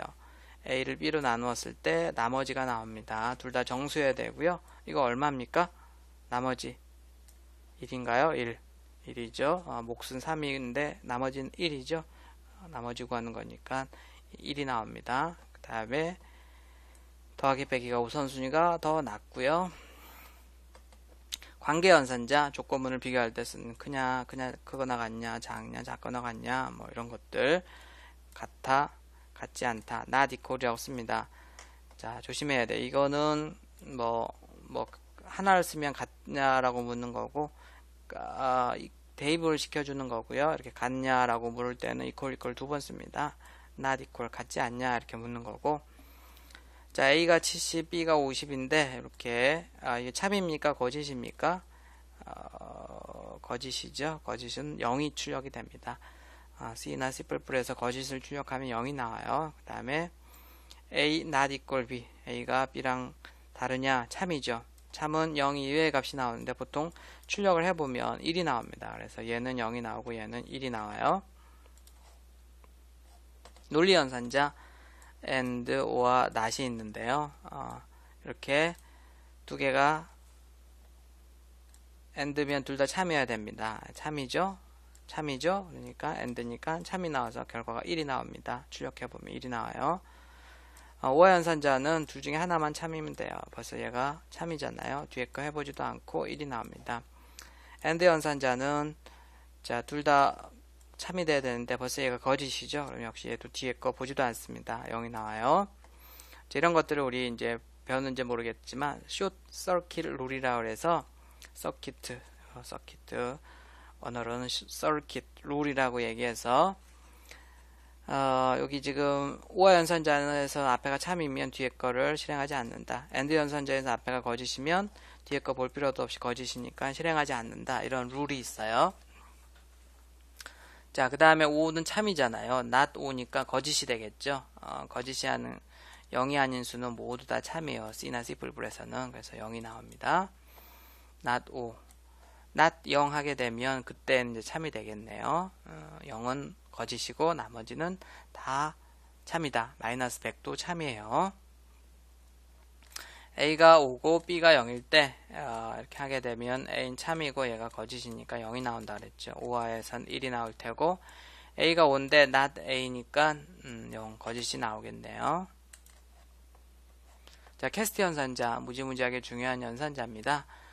가로만 써주면 돼요. 가로. 근데 그 안에다가 어떤 데이터형을 써주는 게 캐스트 연산자가 되겠는데 자, 우선 여기 이제 캐스트 연산자입니다. 이게 없다고 생각해 봅시다. 지금 x는 10이고 y는 4 인티저입니다. x 나누기 y 하면 뭐가 나오죠? 2.5가 나옵니까? 자, 우리 지금 수학시간 산수시간 아니에요. 수학시간에서는 그렇게 나와야 되지만 컴퓨터 세상에서는 인티저랑 인티저가 계산이 되는데 어떻게 소수점이 튀어나옵니까? 결과도 인티저로 나오죠. x 나누기 y는 10 나누기 4고요. 10 나누기 4의 결과는 2입니다. 2. 소점이 절대 나오지 않아요. 그래서 z에다가 z가 W형이니까 z는 소점을 갖습니다. 뭐가 들어갈까요? 다시 2.5가 들어가나요? 그렇지 않아요. 2.5가 들어가는 게 아니고 할 수 없이 뒤에 소점이 없으니까 2.0이 들어갑니다. z의 값이 2.0이에요. 자, 그러면 잘못됐잖아요. 2.5가 들어가야 되는데 그러려면 어떻게 하면 되냐면 바로 캐스트 연산자를 써주면 됩니다. 자, x 너 인티저다 잘 알고 있어. 그런데 너 잠깐만 더블형으로 바뀌어라 이런 거 할 때 뒤에 있는 자료형이 어떤 여러분들이 원하는 자료형으로 잠깐 동안 그 연산할 때만 바뀌는 거예요. 그래서 더블 x라고 써주면 x가 10이었으니까 더블 x는 10.0이 됩니다. 자, 10.0 나누기 4 하게 되면 어떻게 됩니까? 자료형이 다르잖아요. 그러면 C나 C++에서는 자동적으로 큰 자료형으로 다 계산이 바뀌어서 계산이 됩니다. 결과도 그렇게 나오고 그래서 2.5가 나오고요. Z에 2.5가 저장이 됩니다. 자, 캐스트 연산자를 쓰느냐 안 쓰느냐에 따라서 엄청나게 달라지는 거죠. 그래서 자, 그러면 교수님 이렇게 하면 어떻게 합니까? 여기다 더블 안 쓰고 Y 앞에다가 괄호 열고 더블 쓰면 어떻게 합니까? 되죠. 그것도 돼요. 이번에는 10 나누기 4.0이니까 역시 마찬가지로 2.5가 나와요. 양쪽에 다 쓰면 어떻게 됩니까? X 앞에도 쓰고 Y 앞에도 쓰고 그것도 해도 됩니다. 그것도 돼요. 그런데 하나만 뭐죠? 여기다 이렇게 가로를 써주면 어떻게 될까요? 자, 그것도 또 안 되죠. 왜냐하면 X랑 Y 나누기를 먼저 해버립니다. 그러면 2가 나오겠죠. 그걸 W형으로 바꿔봐야 2.0뿐이 안 돼요. 그거를 Z에 저장하면 2.0이 저장이 되겠죠. 그러면 안 되는 겁니다.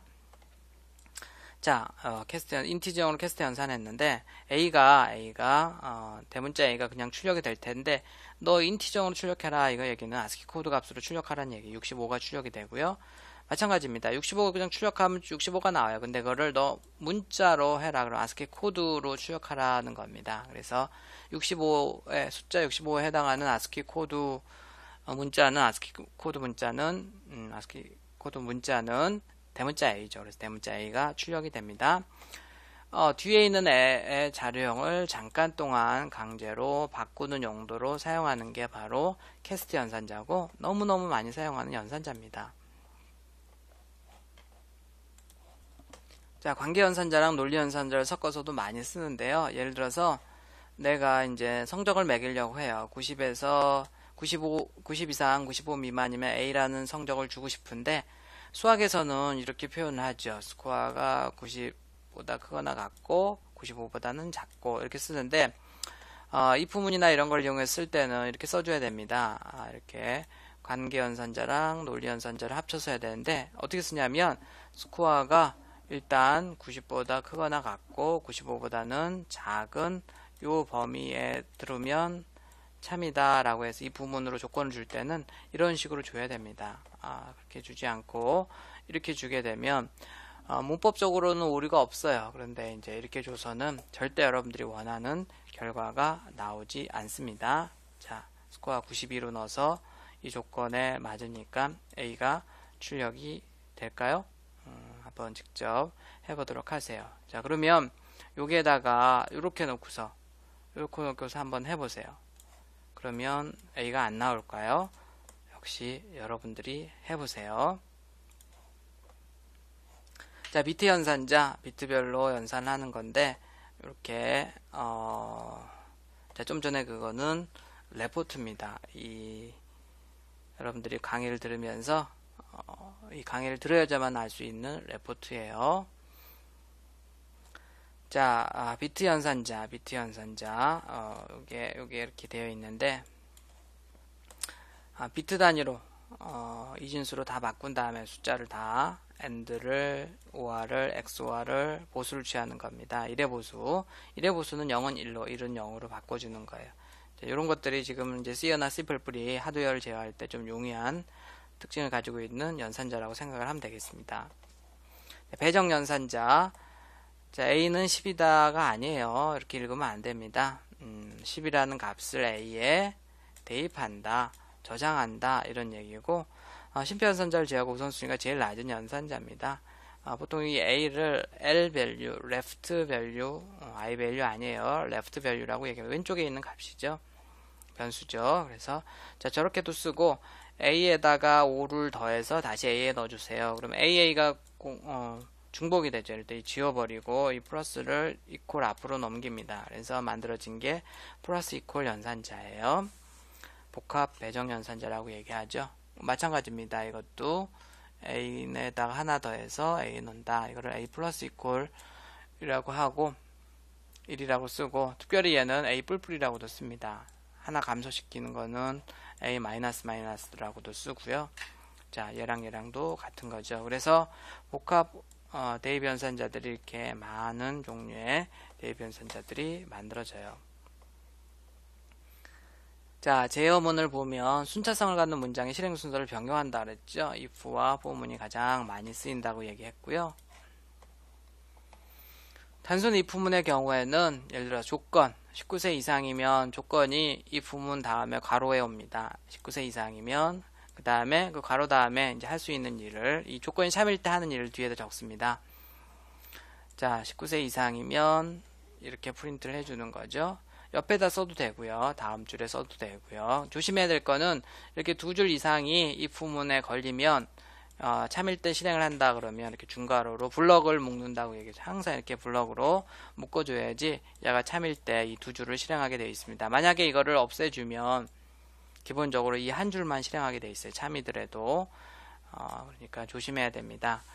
이건 뭐 포문이나 다른 문장에서도 다 마찬가지예요. 제어문에서는 기본적으로 두 줄 이상이 걸릴 경우에는 중괄호로 열고 닫고를 해줘야 됩니다. 물론 한 줄에 걸렸을 경우에도 이렇게 중괄호를 열고 닫고 해주는 경우도 있어요. 그렇게 하는 사람도 있고 프로그래머마다 다른데 뭐 어쩔 땐 이렇게 하고 어쩔 땐 이렇게 하고 이러면 안 되겠죠. 하나의 프로그램 내에서는 여러분들이 딱 규칙을 정해서 동일한 방식으로 쭉 프로그램을 짜줘야지 딴 사람들이 보기에 짜증나지 않겠죠. 단순 if문 같은 경우에는 이렇게 조건식이 오고 조건이 참이면 문장 1을 실행하고 참이 아니면 그걸 점프해서 다음으로 내려가는 거가 단순 if문이 되겠습니다.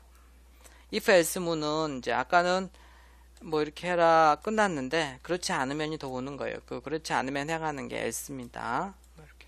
자, 19세 이상이면 이렇게 하고 그렇지 않으면 이렇게 해라 라고 해주는 거죠.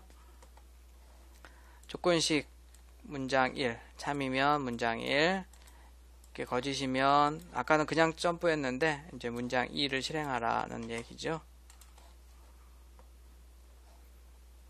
자, 변수 두 개를 선언해서 엔터를 누르세요. 두 개의 다른 수를 입력받습니다. 그래서 넘버1과 넘버2에 저장을 한 다음에 앞에 게 크면 더 큰 수는 넘버1입니다. 뒤에 게 더 크면 더 큰 수는 넘버2입니다. 이렇게 쓰는데 자, 이렇게 이 부분을 두 개를 써도 되고요. 아니면 이렇게 해서 비교해서 이러면 넘버1이 큽니다. 두 개 다른 수를 입력하라고 했으니까 그렇지 않으면 넘버2가 더 크겠죠. 그래서 이렇게 써줘도 되겠습니다. 이 부분 두 개로 쓰든지 아니면 이렇게 else, if else를 써도 관계없겠습니다. 자, 이것도 양자택일이죠. 60점 미만이면 재수강을 한다 이런 것들이죠. 성적을 입력하세요 해서 60점 미만이므로 재수강해야 됩니다. 그렇지 않으면 여러분들은 패스했습니다 라고 쓰는 거고요. if 이 조건이 맞으면 넘버1을 max에 넣고 두 수를 입력받아서 그 다음에 그렇지 않으면 넘버2를 max에 넣는다는 것은 두 수를 받아서 더 큰 값을 max에 넣는 거죠. 두 수 중에서 큰 값을 출력을 하는 그런 예가 되겠는데 자, 이렇게 if, else 두 줄을 사망연산자의 물음표 콜론으로 쓸 수가 있습니다. 물음표 앞에는 조건이 와요. 이 조건이 오고요. 자, 이게 참이면 물음표 뒤에가 튀어나옵니다. 자, 넘버1이 더 크면 넘버1이 튀어나와서 max에 대입이 돼요. 거짓이면 콜론 다음에 있는 게 튀어나옵니다. 넘버2가 대입이 돼요. 결국 이 두 줄을 한 줄로 줄일 수가 있네요. 이 물음표 콜론은. 그래서 사망연산자는 뭐 좀 if else 두 줄을 깔끔하게 한 줄로 쓰는 장점도 있는데 그렇게 뭐 중요한 건 아닙니다. 그런데 여러분들이 이제 C 언어나 이런 데서 연산자에 해당하는 시험을 볼 때는 꼭 나와요. 이게 왜냐하면 뭐 중요하다기보다는 좀 특이하잖아요. 특이하고 또 두 줄을 한 줄로 바꿀 수도 있고 하니까 많이 나오는 연산자라고 생각을 하면 되겠고요. 논리적으로 보면 if else 문이 좀 더 이렇게 보기에는 편하죠. 그런데 이렇게 사망 연산자인 물음표 콜론 연산자로 써줘도 된다. 자, 주민번호 뒷자리 첫 번째 숫자를 입력하세요 해가지고 그거를 1이냐 이제 1이면 남성인 줄 알았더니 2000년 이후에는 3위로 바뀌었더라고요. 3, 4로 남자 여자가 구분이 됐더라고요. 그래서 1이거나 3이면 남성이군요. 그렇지 않으면 남성이 아니군요. 뭐 외국인도 있을 수 있고 그러니까 이렇게 이제 애매하게 표현을 해준 거죠. 남성은 일단 아니라고 쓴 겁니다. 자, else 다음에는 if else가 계속 올 수 있어요. 자, 이렇게 주민번호 첫 자리 입력하세요 해서 1이나 3이면 남성이군요. 그 다음에 그렇지 않고 else 안에는 if else가 이렇게 또 올 수 있습니다. 2나 3이면 여성이군요. 그 다음에 마지막 else에는 당신 이거 잘 모르는 것 같은데 아무래도 당신은 대한민국 사람이 아닌 것 같습니다 라고 출력을 해주고 있는 거죠. 자, 간단한 예지만 상당히 좀 재미있는 예제예요. 일단 키보드로 입력을 받았습니다. 이렇게 써줘야 되죠. 그 다음에 아스키 코드 아까 표 보여줬죠. A부터 Z까지 쭉 순서대로 대문자도 마찬가지고요. 자, 그래서 일단 문자 하나를 받아서 그걸 저장한 다음에 걔가 요 소문자 구간이면 걔는 소문자입니다. 그렇지 않고 이 대문자 구간이면 대문자입니다. 그렇지 않으면 영문자가 아닙니다. 라고 신기하게 체크해 줄 수 있는 그런 프로그램이 있네요. 이렇게 이제 문자도 내부적으로 숫자로 들어가 있기 때문에 이 크기 비교가 가능한 거예요. 이 영문자가 쭉 아스키 코드에서는 이렇게 쭉 순서대로 쭉 저장이 되어 있기 때문에 이렇게 비교가 가능한 거고, 그렇게 해서 간단하게 인공지능 프로그램이 됐네요. 여러분들이 키보드를 딱 누르면 소문자입니다, 대문자입니다, 아니면 영문자가 아닙니다 라고 이렇게 세 가지 판단을 해서 돌려주는 그런 프로그램이 되겠습니다. 자, 그 다음에 제가 이제 성적을 매기고 싶어요. 성적은 60부터 100까지 쭉 이렇게 성적이 있죠. A부터 D, F까지. 그래서 이거면 이렇게, 요거면 이렇게. 그래서 S 다음에는 if S가 계속 이렇게 옵니다. S, if가. 그 다음에 마지막에는 S로 끝나죠. 이렇게 많은 경우의 수를 if S로 표현을 하고요.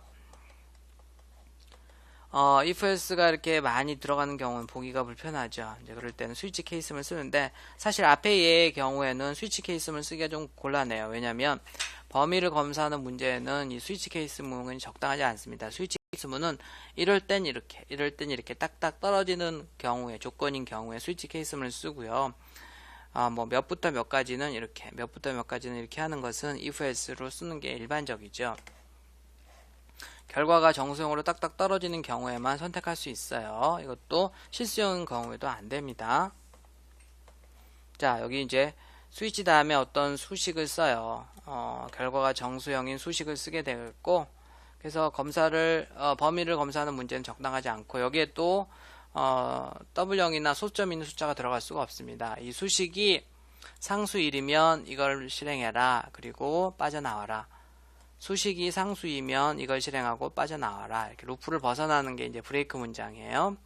그 다음에 케이스 마지막에는 이렇게 다 케이스 상수 다음에는 이렇게 양쪽에 작은 따옴표를 반드시 콜론을 찍어줘야지 되고요.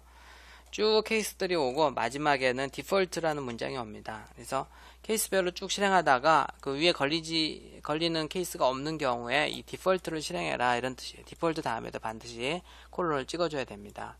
그 다음에 이제 브레이크. 이 브레이크는 자기가 걸린 루프를 빠져나오는 건데, 물론 이 브레이크 문장은 필요 없습니다. 이 디폴트 문장에 걸리면 바로 빠져나오기 때문에요. 그런데 통일감을 주기 위해서 이 브레이크문들은 다 생략하지 않고 씁니다. 수식이 상수 1이면 문장 1을 실행하고, 상수 2이면 문장 2, 상수 n이면 문장 n, 그렇지 않으면 마지막 문장을 실행해라 이런 뜻이 되겠어요. 자, 1부터 3까지 수를 입력하세요 해서 밸류 값으로 넣고요. 그 다음에 밸류가 1이면, 그렇지 않고 2면, 그렇지 않고 3이면, 그것도 아니면 잘못 입력하셨습니다 라고 해서 if else 문이 계속 나오죠.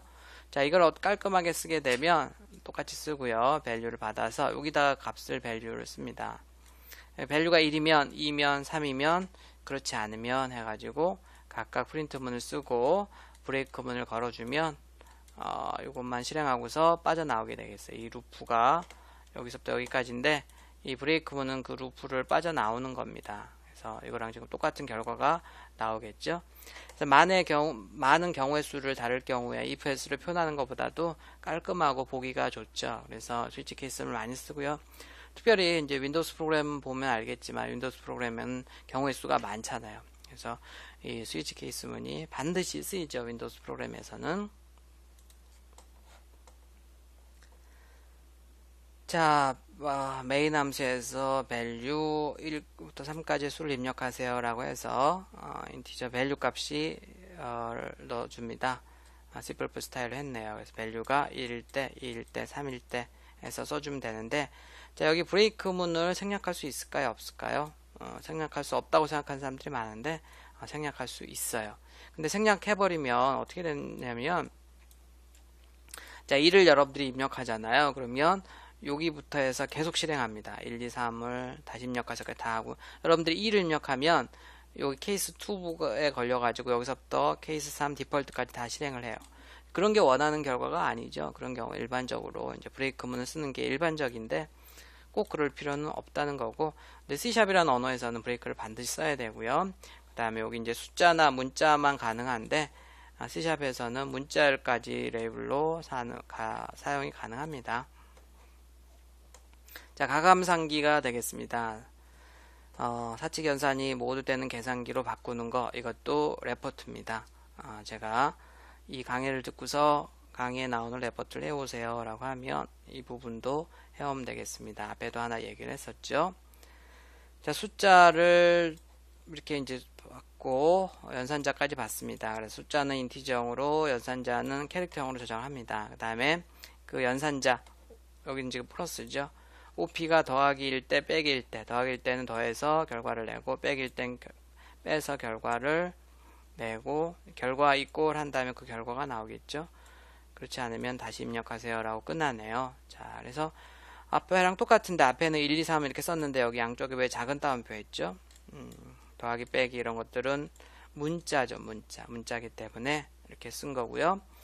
자, 사칙연산이 다 되려면 이거 복사해가지고 곱하기 나누기 하면 되는데, 나누기 할 때 조심해야 되죠. V1 나누기 V2 이렇게 하면 되나요? 안 되죠. 무슨 연산자 써야 돼요? 자, 무슨 연산자? 그렇죠. 캐스트 연산자 써서 해줘야 됩니다. 이 앞에다가 더블이나 이 뒤에다 하나 더블을 써서 이렇게 출력을 해줘야지 소수점이 나옵니다. 자, 그 다음에 이제 포문에서 C++에서 가장 중요한 문장 포문이네요. 초기치가 있고 조건식이 있고 증가 감소가 있습니다. 초기치는 한번 이렇게 주는 거고요. 그 다음에 조건식은 그 조건이 맞으면 이 반복 실행될 문장이 실행이 됩니다. 그 다음에 실행될 문장이 끝나면 이제 증가나 감소가 일어나요. 그래서 이렇게 계속 반복이 된다라고 생각을 하면 되겠고, 자, 이거 봅시다. i는 0부터 9까지죠. 하나씩 증가시켜라. 그러면 0, 1, 2, 3, 4, 5, 6, 7, 8, 9 해서 10번 0부터니까 1씩 증가시키면서 됩니다. 물론 i 뿔뿔이라고 해도 되고 뿔뿔 i라고 해도 됩니다. j는 10부터 j가 이럴 때까지 j를 하나씩 감소시켜라. 이 부등호 보세요. 부등호 반대로 바뀌었죠. 그러니까 10부터 2씩 감소시켜서 부등호를 바꿔줘야 되지. 부등호를 바꿔주지 않으면 한 번도 루프가 실행이 되지 않을 거예요. 자, 포문의 장점은 이렇게 초기 값을 여러 개를 주고, 그 다음에 조건은 이제 이렇게 주지만 이렇게 증가 감소를 각 변수별로 달리 줄 수 있는 장점을 가지고 있습니다. 저는 예전에 많이 썼는데 요즘 많이 안 쓰는 것 같아요. 이렇게. 자, 그 다음에 이제 포문에서 무한 루프를 걸고 싶다. 이런 것들은 10번 돌아라 이런 게 딱 있잖아요. 근데 그냥 무조건 돌아라 이럴 때는 여기 3개를 다 비워두면 되겠습니다. 자, 자신의 이름을 화면에 출력해 놓은 거 해보도록 하겠습니다. 소프트라는 사람이 한 번 출력했어요. 2번, 3번, 여기까지는 가능하죠. 1000번 출력해라. 열심히 손목을 풀고서 1000번 복사해도 되지만 너무 무식한 생각이죠. 자, 어떻게 하면 되냐면 요즘 한 번 출력을 했는데 이거를 내가 1000번, 100번 반복을 해야 되니까 이제 포문을 쓰면 되겠습니다. 이렇게 쓰면 되겠죠. n이라는 변수를 하나 만들고 선언을 해야 되겠고요. 이렇게 100까지 하나씩 증가시켜 가면서 이거를 100번 돌려라 이런 뜻이 되겠습니다. 얼마나 깔끔해요. 소프트를 100번 쓰려고 했던 건 아니죠. 자, 1부터 5까지 출력해라. 1, 2, 3, 4, 5 여기까지는 됩니다. 그런데 이거를 뭐 1부터 100까지 출력해라. 그러면 어떻게 하면 됩니까? 1부터 100까지 어떻게 하죠? 자, 여기 채우는 거는 역시 여러분들이 여기 결과가 이렇게 나와야 됩니다. 이 정도는 간단하게 해볼 수 있겠죠. 이것도 역시 레포트입니다. 1부터 5까지 더하는 거 한번 해보도록 하겠습니다. 1, 2, 3, 4, 5 이렇게 더하면 되는데 100까지 더하려면 뭐 쭉 6 다 쓸 겁니까? 그런 거 아니죠. 역시 부분을 이용해서 1부터 100까지 자, 이렇게 계속 누적하는 거죠. 처음에 1, 거기에다 2, 거기에다 3, 4, 5 쭉 더하는 거죠. 이렇게 누적할 때는 이런 형식으로 씁니다. 썸은 썸 더하기 n이라고 쓰고서요. 그런데 누적하는 처음에 썸이 들어가는데 누적하는 변수는 반드시 0으로 초기화 됩니다. 그렇지 하지 않으면 쓰레기 값이랑 더해지기 때문에 이상한 결과가 나와요. 처음에 이제 1이 썸은 0이었으니까 썸에 1이 들어가겠죠. 자, 이 포문에 걸리는 문장은 요 한 문장입니다. 특별히 이렇게 루프가 없기 때문에 기본적으로 한 문장이 걸리고, 그래서 그 다음에 n이 2가 되고 거기에다 1에다 2가 더해지죠. 그 다음에 n이 3이 되니까 거기에다 또 3이 더해집니다. 계속 1, 2, 3, 4 쭉 더해지고요. 100까지 더해지고 100이 더해진 다음에는 여기 n이 101이 되죠. 그러면 조건이 맞지 않기 때문에 빠져나옵니다. 그래서 100까지만 더해지고 나와서 1부터 100까지 더한 결과가 출력이 되는 거죠. 이 문장은 한 번만 실행이 돼요. 만약에 여러분들이 여기에서 이렇게 중괄호로 열고 이쪽에서 닫고 해준다고 하면 매번 처음에는 1, 처음에 그 다음에 1 더하기 2 한 거, 1 더하기 2 더하기 3 한 거, 1 더하기 2 그것도 100번 부분합이라고 하죠. 이것도 100번 출력해 볼 수 있어요. 근데 기본적으로 이게 루프가 없으면 if 문이나 for 문이나 다음 문장 하나만 걸립니다. 자, 그런데 실수로 여러분들 혹시 여기다가 세미콜론을 쓰면 어떻게 될까요? 세미콜론. 자, 썸의 값이 얼마 나오죠? 썸의 값이 얼마 나옵니까? 얼마 나와요? 이것도 역시 레포트입니다. 세미콜론을 실수로 하는 사람들이 있어요. 포문 한 다음에 마지막 줄에다가 세미콜론 해버리면 무슨 결과가 나올 텐데 그 결과를 해보고요. 왜 그렇게 나오는지 한번 여러분들이 직접 레포트로 해보기 바랍니다. 아주 중요한 레포트예요. 자, 포문 예지 아스키 코드표 찍기가 되겠습니다. 0부터 127까지 i를 %d로 찍으면 이렇게 숫자가 나와요. 숫자 0을 쭉 해서 127까지 나오고 그 i를 %c로 찍으면 이번에는 문자 해당하는 아스키 코드 문자가 나오는데 신기하게 중간에 11부터 13까지가 없어졌죠. 이거는 이제 인쇄 문자들, 특수 문자들이라서 이렇게 눈에 안 보인다라고 생각을 하면 되겠고요. 자, 이걸 C++ 스타일로 한다 그러면 어떻게 하면 되겠어요? 캐스트 연산자를 써가지고 그냥 출력을 해도 되고 앞에다가 뭐 캐릭터로 캐스트 연산 해가지고 출력을 하면 되겠죠. Cout으로 출력을 할 때요. 역시 그것도 레포트입니다. 한번 해보도록 하죠. 자, 무한루프 포문이 되겠는데, 자, 이제 예를 들어서 아까 우리 계산기, 반복 실행하는 계산기 만들어 봤잖아요.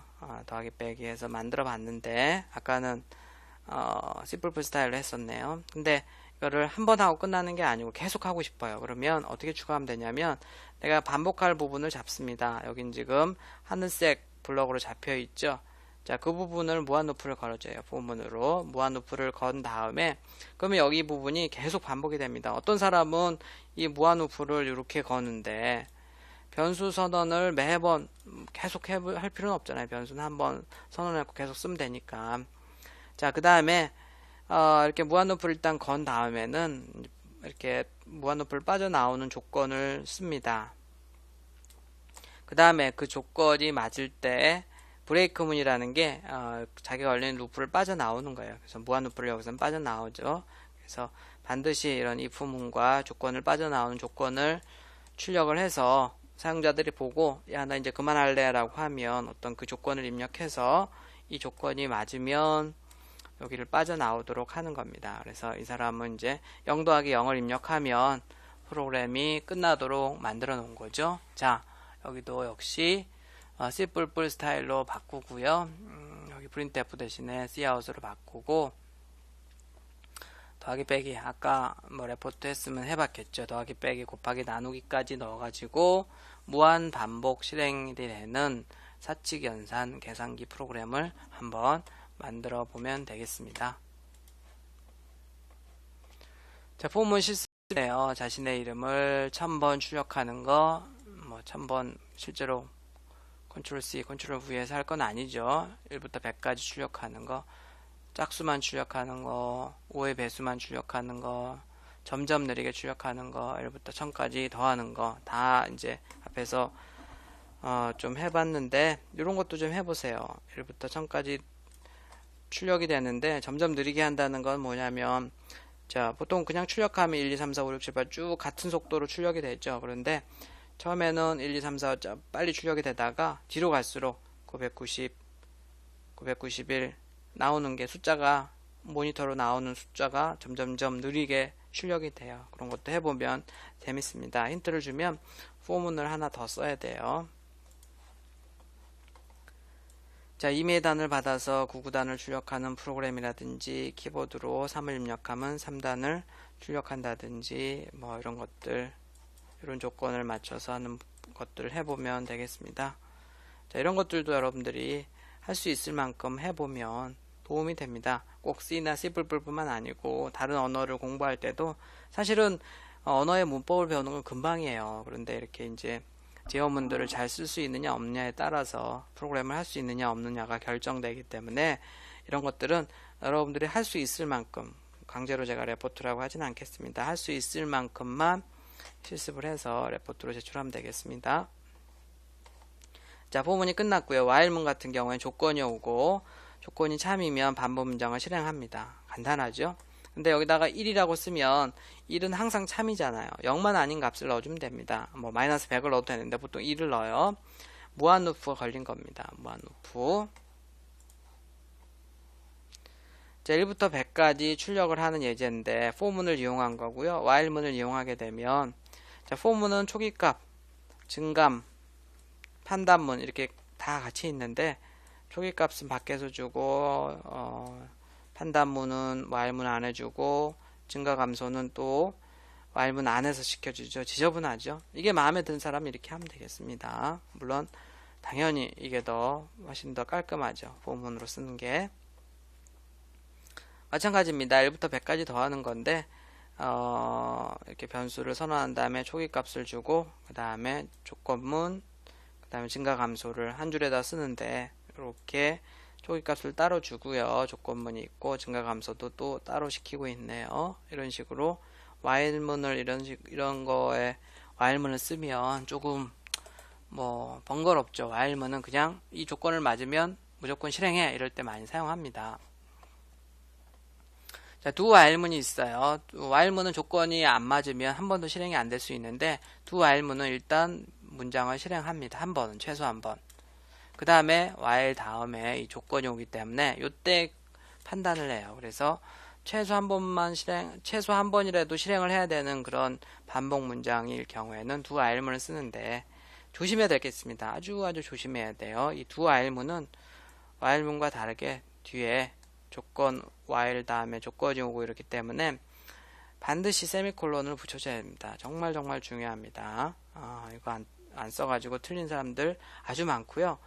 우리나라 뭐 외국에서 나온 책도 마찬가지입니다. C나 C++ 책, 뭐 자바나 다른 책도 마찬가지고요. 요 do while문 뒤에 세미콜론 안 쓰는 책들이 꽤 있어요. 그게 이제 실수겠지만 이 do while문 다음엔 항상 세미콜론 써야 된다는 거 명심해야 됩니다. 1부터 100까지 더하는 거를 아까 while문으로 이렇게 했던 거랑 do while문으로 했네요. 이렇게 조건이 뒤에 오고, 자, 보여요? 여기는 세미콜론 없지만, 여기는 세미콜론이 필요합니다. 자, do while문은 언제 쓰느냐? 이렇게 예를 들어서 키 하나를 누르세요 해서 Q를 누르면 프로그램이 종료합니다 해서 키를 계속 받아들입니다, 문자를. 근데 일단 키를 하나 받죠. 근데 그게 소문자 Q가 아니면 다시 하게 돼 있어요. 무한 루프가 걸리는 거죠. 이런 조건이 아니면 계속 돌게 되어 있기 때문에 결국은 이 프로그램을 끝나려면 소문자 Q를 입력을 해야 돼요. 그렇게 하지 않으면 계속 돌게 되어 있죠. 이제 Q를 입력하면 이 문장이 실행이 되면서 프로그램이 끝납니다.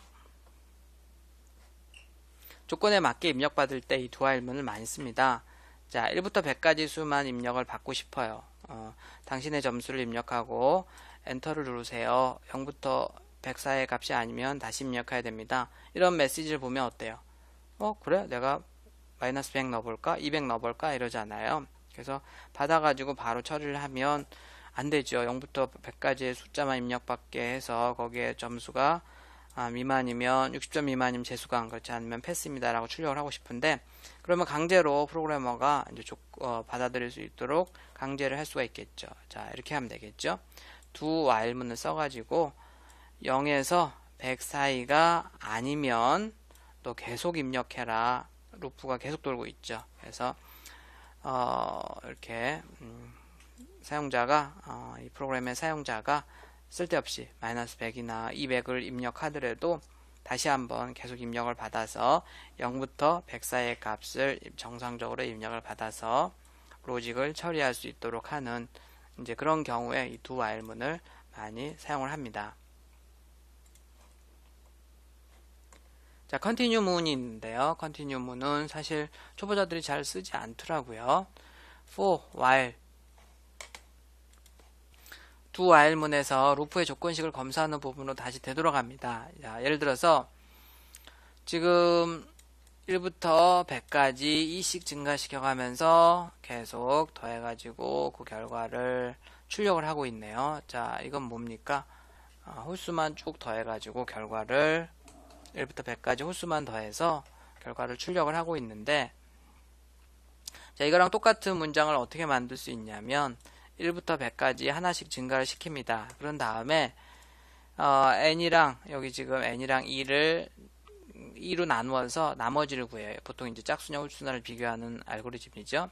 n%e에서 0이라는 것은 짝수란 뜻이에요. 자, 짝수이면 이 n 값이 1부터 100까지 하나씩 증가하는데, 짝수이면 continue라는 겁니다. 만약에 여기 브레이크라고 쓰면 브레이크는 이 루프를 빠져나와 버려요. 그런데 continue라고 하면, 자, 아래 문장들을 실행하지 않고 증가 감소만 일어나고 조건 검사를 하는 부분을 다시 넘어갑니다. 즉, 자, 여기서 밑으로 안 내려간다는 거예요. 자, 처음에 n이 1입니다. 그럼 0이 아니니까 정상적으로 썸에 더하기가 돼요.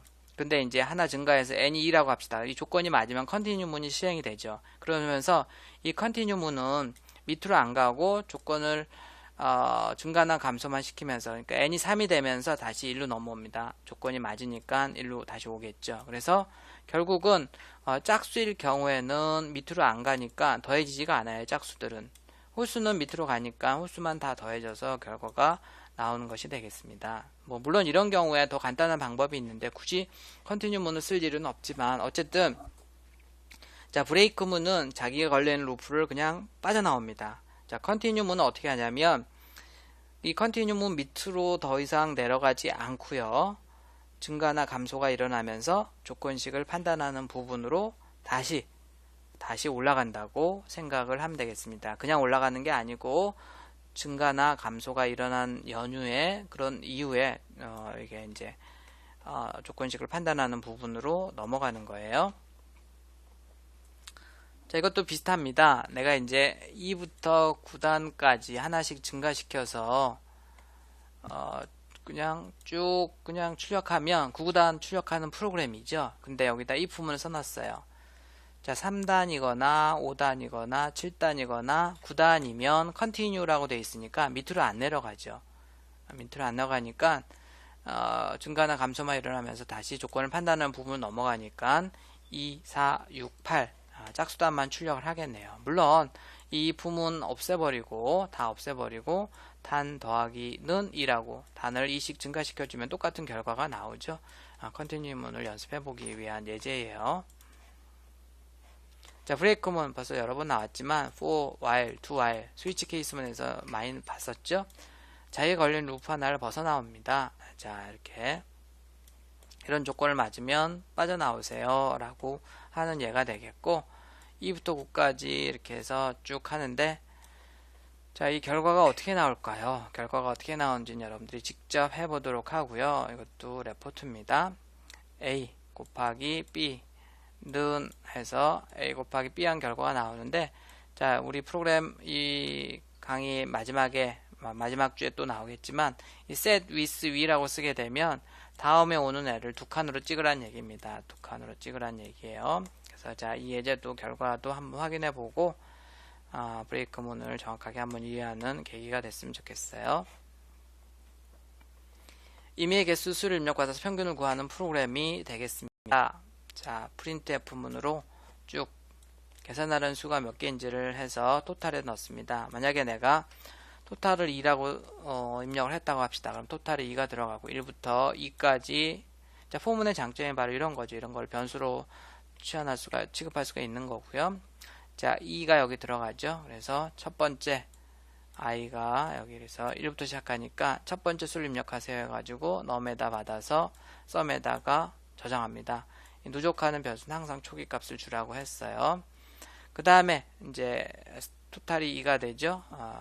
여기 i가 2가 되죠. 그래서 두 번째 수를 입력하세요 해서 받아가지고 거기에 또 누적을 합니다.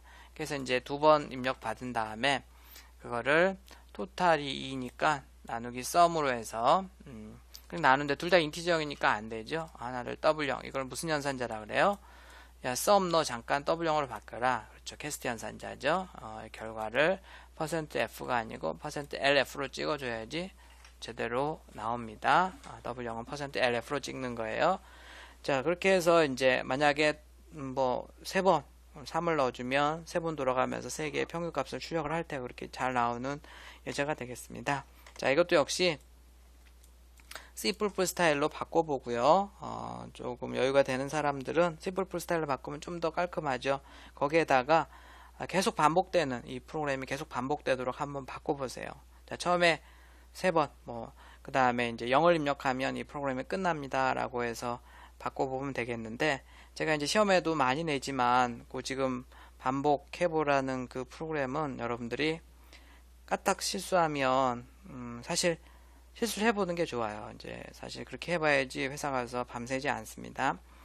하여간 이 프로그램을 반복해서 0을 입력할 때까지 뭐 3개를 받아서 4개를 받아서 5개를 받아서 2개를 받아서 계속 그 받은 애들의 숫자의 평균을 구해서 정확하게 낼 수 있는 거를 만드는 사람은 정말 프로그램을 잘하는 사람입니다. 그렇지 않은 사람들은 꼭 한번 직접 테스트를 해보고 올바른 결과가 나오게 해보는데, 대부분 뭐 이렇게 포문 하나 무한루프 걸어놓고 잘 됐다고 생각하는데, 이 예제는 지금 제가 해보라는 예제는 조금 뭐 함정은 아니지만 여러분들이 좀 고민해 한번 해봐야 될 그런 중요한 내용이 하나가 있습니다. 그러니까 결과를 반드시 잘 확인해보고, 대부분 자기가 맞게 짰다고 생각해요. 그렇지만 결과를 해보면 다릅니다. 예를 들어서 처음에 2개를 입력받아서 1, 2를 입력받았을 때도 1.5가 나오면 되겠고, 1, 2, 3을 입력받았을 때도 2.0이 나오면 되겠고, 1, 2, 3, 4를 입력받았을 때는 뭐가 나와야 됩니까? 7, 10이니까 2.5가 나오면 되나요? 이런 식으로 제대로 결과가 나오는 것을 확인을 해봐야 돼요. 그 다음에 이제 0을 딱 입력하면 이 프로그램이 끝나야 되는데, 시험 문제 내면은 사실 한 명도 정답을 맞히지 못합니다. 여러분들이 도전 한번 해보세요. 임의의 개수의 수를 입력받아서 평균을 구하는 프로그램을 C++ 스타일로 만드는데, 반복하는 거 계속 0을 입력하면 이제 끝나고, 그렇지 않으면 2개, 3개, 4개, 5개 계속 반복해 볼 수 있고요. 테스트할 때 이렇게 테스트해서 결과가 나오는지 확인해 보세요. 잘 안 나올 겁니다. 회사 가서 밤새려고 하지 말고 조금 한가할 학생 시절에 밤새 보세요. 자, 1시간 40분이 넘어가고 있네요. C 언어 문법을 정리를 쭉 해봤습니다. 식별자, 상수, 자료형, 변수가 뭔지 살펴봤고요. 전처리기, 연산자, 제어문. 사실 1시간 40분 정도 시간에 100분 정도의 이 많은 내용을 하기에는 조금 어려움이 있습니다. 근데 어쨌든 여러분들이 이미 배웠던 내용이고 한번 쭉 정리하라는 차원에서 하는 거니까 읽어보고서 C 언어 공부를 다시 한번 쭉 정리를 해보는 게 좋겠고, 어쨌든 여러분들이 제 강의를 듣고서 제가 중간중간 해보라는 레포트를 해보면 뭐 강의가 도움이 되는 거고요. 강의 듣고서 그래 이런 거 배웠었지 이런 거 배웠었지 라고 고개 끄덕끄덕 거리고서 넘어간다고 하면 여러분들은 이 강의가 100분 동안 아무 의미가 없는 강의가 되는 겁니다. 그러니까 꼭 강의를 중지를 한 다음에 실제로 결과를 확인을 해보고 잘 이해가 안 되는 부분이 있으면 또 계속 들어보고 이런 식으로 해서 해봐야지 여러분들께 되는 거니까 꼭 한번 다시 해보기 바랍니다. 자, 장시간 고생 많았습니다. 다음 주에는 나머지 C 언어 문법들을 정리하는 시간을 갖도록 하겠습니다. 고생했습니다.